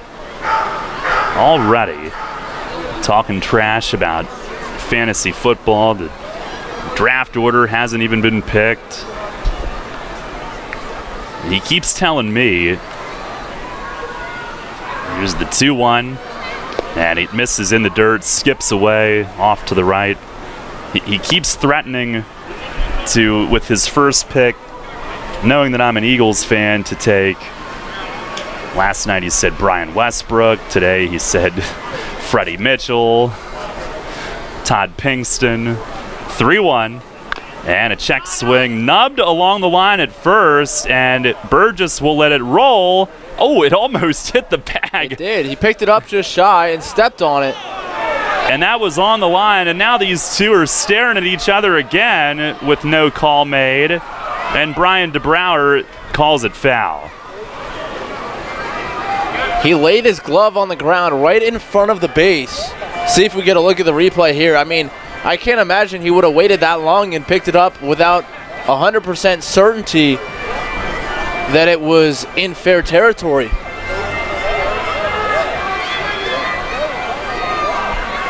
Man, looked like it was right on the line when he picked it up.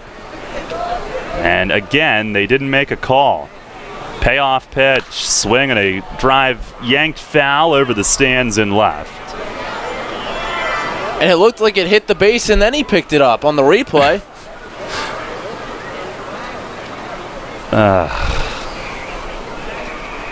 Looked like it rolled up the corner of the base into his glove and then he stepped on it.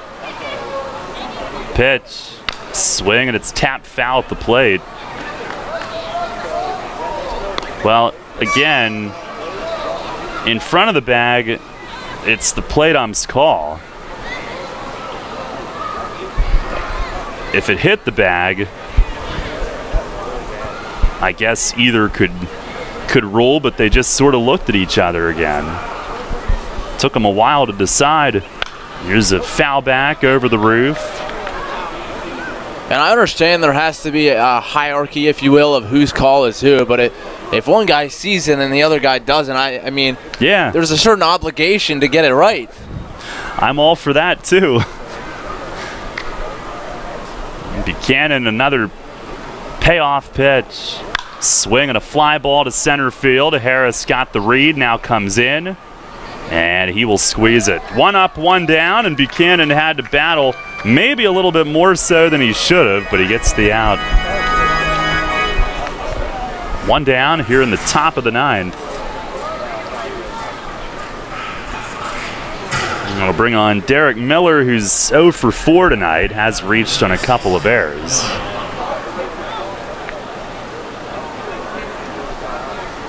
Buchanan fires, swing and a miss, a high fastball.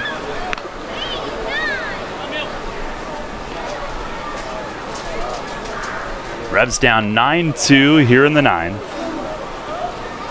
Coming in, they've won 4 of their last 5. Pitch and a fastball, strike called at 89. And the last 2 have been 89, and that's good to see from Buchanan. A lot of the tinkering they were trying to do to get him back on track had to do with his velocity being down and his lower half and upper half just not quite being in sync. 0-2, and a slider just missed. That was right near the outside edge. Pretty good snap on that one.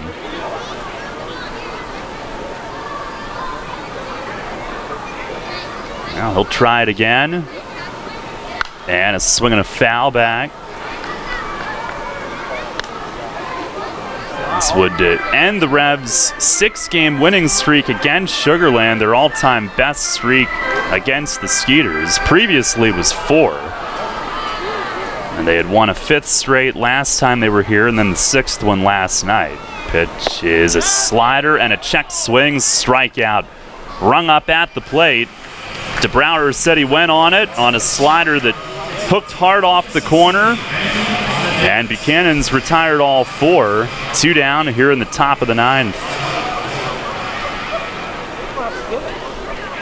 We go to the top of the order, and Joe Benson is 2 for 5, 2 runs scored.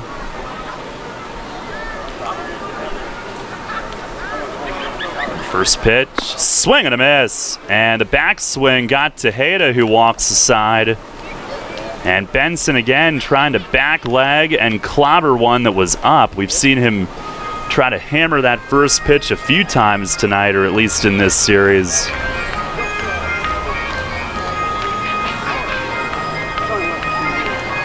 He's one that likes to air it out on the first pitch strike. They'll give Tejeda a moment.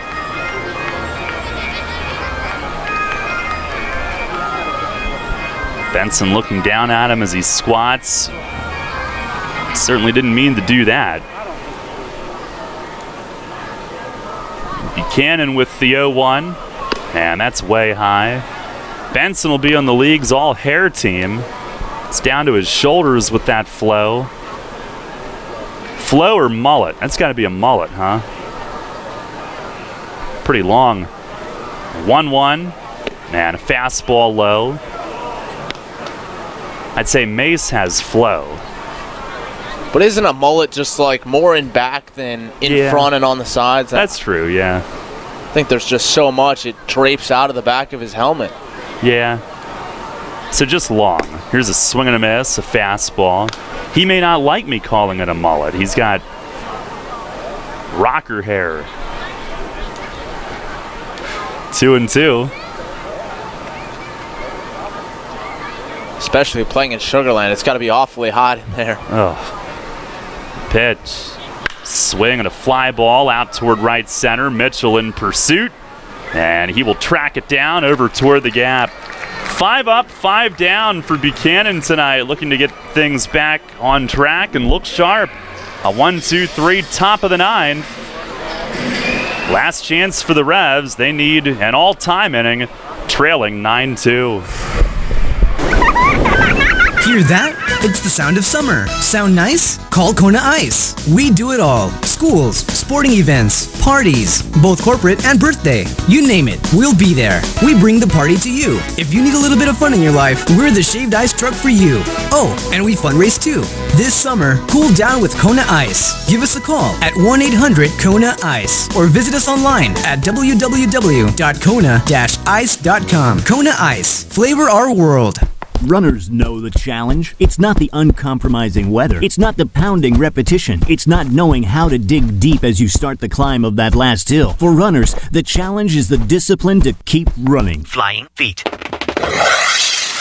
Casual runners, amateur runners, hardcore runners, no matter what level runner you are, Flying Feet Sports Shoes is with you every step of the way. Flying Feet has become the leader in athletic footwear and properly fitting the feet of runners throughout Central PA. Flying Feet has become the leader in athletic footwear, properly fitting the feet of runners throughout Central PA. And that holds true whether you're training or racing on roads, tracks, or trails. For those searching for that discipline, Flying Feet provides the latest shoe innovations, the accessories and equipment, and the inspiration to keep on running. Greg Baum and his staff have the knowledge and the true understanding of what running is all about. As one local runner put it, Flying Feet is family, and all runners are welcome. Flying Feet. Flying Feet Sports Shoes, 1511 Melrose Avenue, York, just off exit 18 of I-83. Your county, your teams. Sports Radio 1350 WOYK. First in your, first in sports.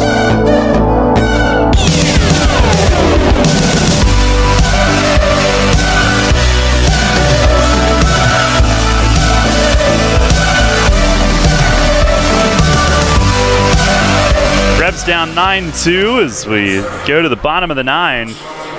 Last chances tonight, also the last chance on a 9-game hitting streak for Jared Mitchell. A little bit overshadowed by a couple of the other ones, but he's got a good one going too. Tonight 0 for 2 with a walk. His first out was line hard, but right at Pounds, who was at third to start the game. He's now over at second after Aarons went out earlier. Pitch from Richardson, who stays in. It's chopped foul down the line at first. Richardson, who threw 11 pitches in a 1-2-3-8, and they'll let him work a couple tonight. Mitchell, Verona, and Trienfeld coming up for the Revs. Richardson working on the gum as he winds and fires, and a breaking ball sits a little high. Revs have Jay Karp on deck. So they'll get him in at bat here. This will be his first since June 25th when he came in against Lancaster. The game Tejeda was ejected. The 1-1 and a check swing foul to the left of the screen rattles off some seats. It's thinned out a bit with it being so hot and muggy and the score what it is, but 3,137 the attendance tonight.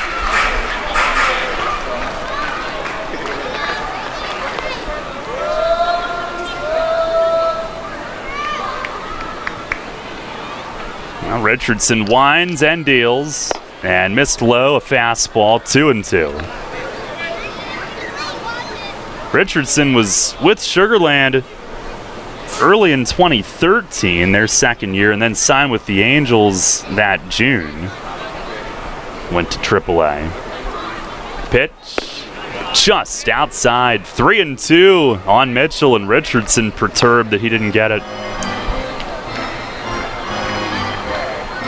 And he had spent some time in the Dodgers system as well before coming back to the Atlantic League with Long Island last year, and now back with his first Atlantic League team, Sugar Land again.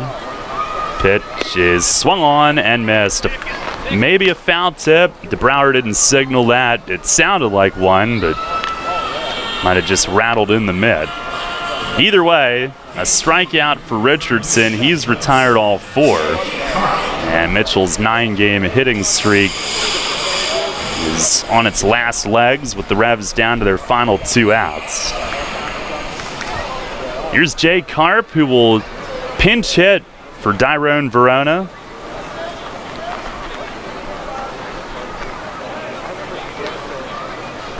First pitch is down and in. Karp, who, you watch him in BP, young guy, second pro season, he's got some strength.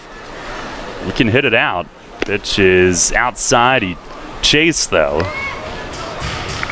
I'm sure anxious up there. 0 for 3 at the plate. Did score a run in his first game played. 1-1. And he swings, hits it in the air toward the line and right. Benson a long run, and it'll land in the Revs bullpen before he can get there. And it's 1-2.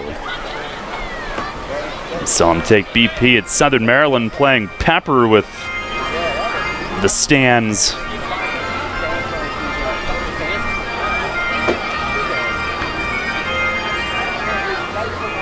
And Carp also got in one other game, and I believe it was only for one pitch, if I'm not mistaken. It was in Bridgeport when Carp and Cruz and Tejeda both got dinged up. Here's a foul back off the netting. Well, in that first game, his first at bat, he hit one hard. It took a sliding catch by Casey Hobson in left field to keep him hitless. Great effort by Z there to get that foul ball off the screen. Bat boy tonight. Pitch is swung on and missed. A breaking ball from Richardson. And he's working on a nice outing here tonight. 5 up, 5 down with 3 strikeouts. Revs down to their last out. Carlos Trienfeld to the plate. 1 for 3 in the game. Carlos Trienfeld.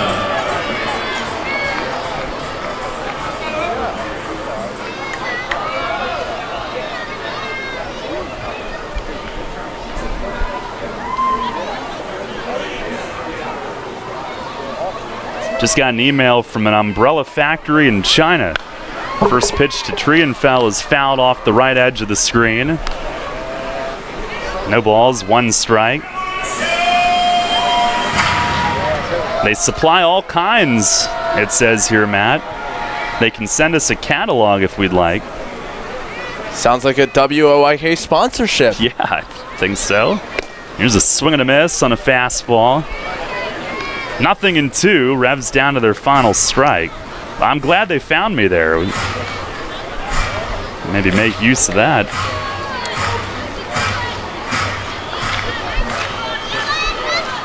Trienfeld digs back in. Richardson kicks, delivers, and a late swing. Look out, he chops a foul into the third row behind the Revs dugout. Hit a chair right next to a lady.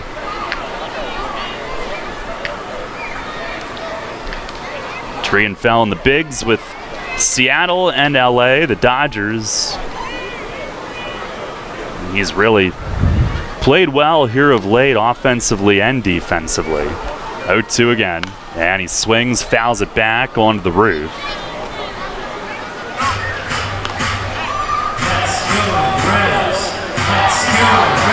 Does have 1 error tonight, but tough play. And overall, he's made all the routine plays and some great ones here of late. Another 0-2, and a ground ball the other way, base hit. So Trienfeld with his second hit of the game, 2 for 4. And the Revs have their 7th. Went back and looked last night. The 17 hits in 3 out of 4 games. It's actually only been 2 years since they've done that. They had 17 or more in 4 out of 5 in a stretch in August of 2015, but still really impressive what they've done. Best stretch in terms of that many hits in 2 years, as Ryan Dent takes a breaking ball strike. Dent tonight a walk early in the game, then a ground out, and then in the 7th, his towering home run to left. 3rd of the year for him. Pitch, slider down and in. He flinched, but did not go on the appeal down to first base.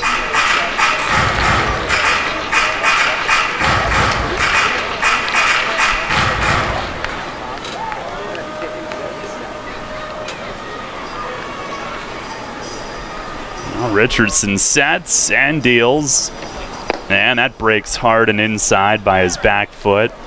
They have really tried to pound him in these last 2 at-bats, although Haley had missed in on Dent and Harris, and that might have been not by design, but he's had to dance a few times. 2-1, swing, and he fouls it back to the right. That rattles down toward the front row, right where downtown is behind the Revs on deck area. And down to their final strike tonight, 2-2 with 2 outs. Treon fell at first. Richardson trying to strike out the side to end it. He had tried out for Texas Tech's basketball team on the show Night School when Bob Knight coached there. Richardson deals, and a swing and a miss. He does strike out the side to end it. A high fastball at 93, and Sugar Land ends the Revs' 6-game winning streak against the Skeeters. And they do so in convincing fashion tonight, a 9-2 final. Stay tuned, post-game show follows next. Hey, it's the good-looking genius at Broadway.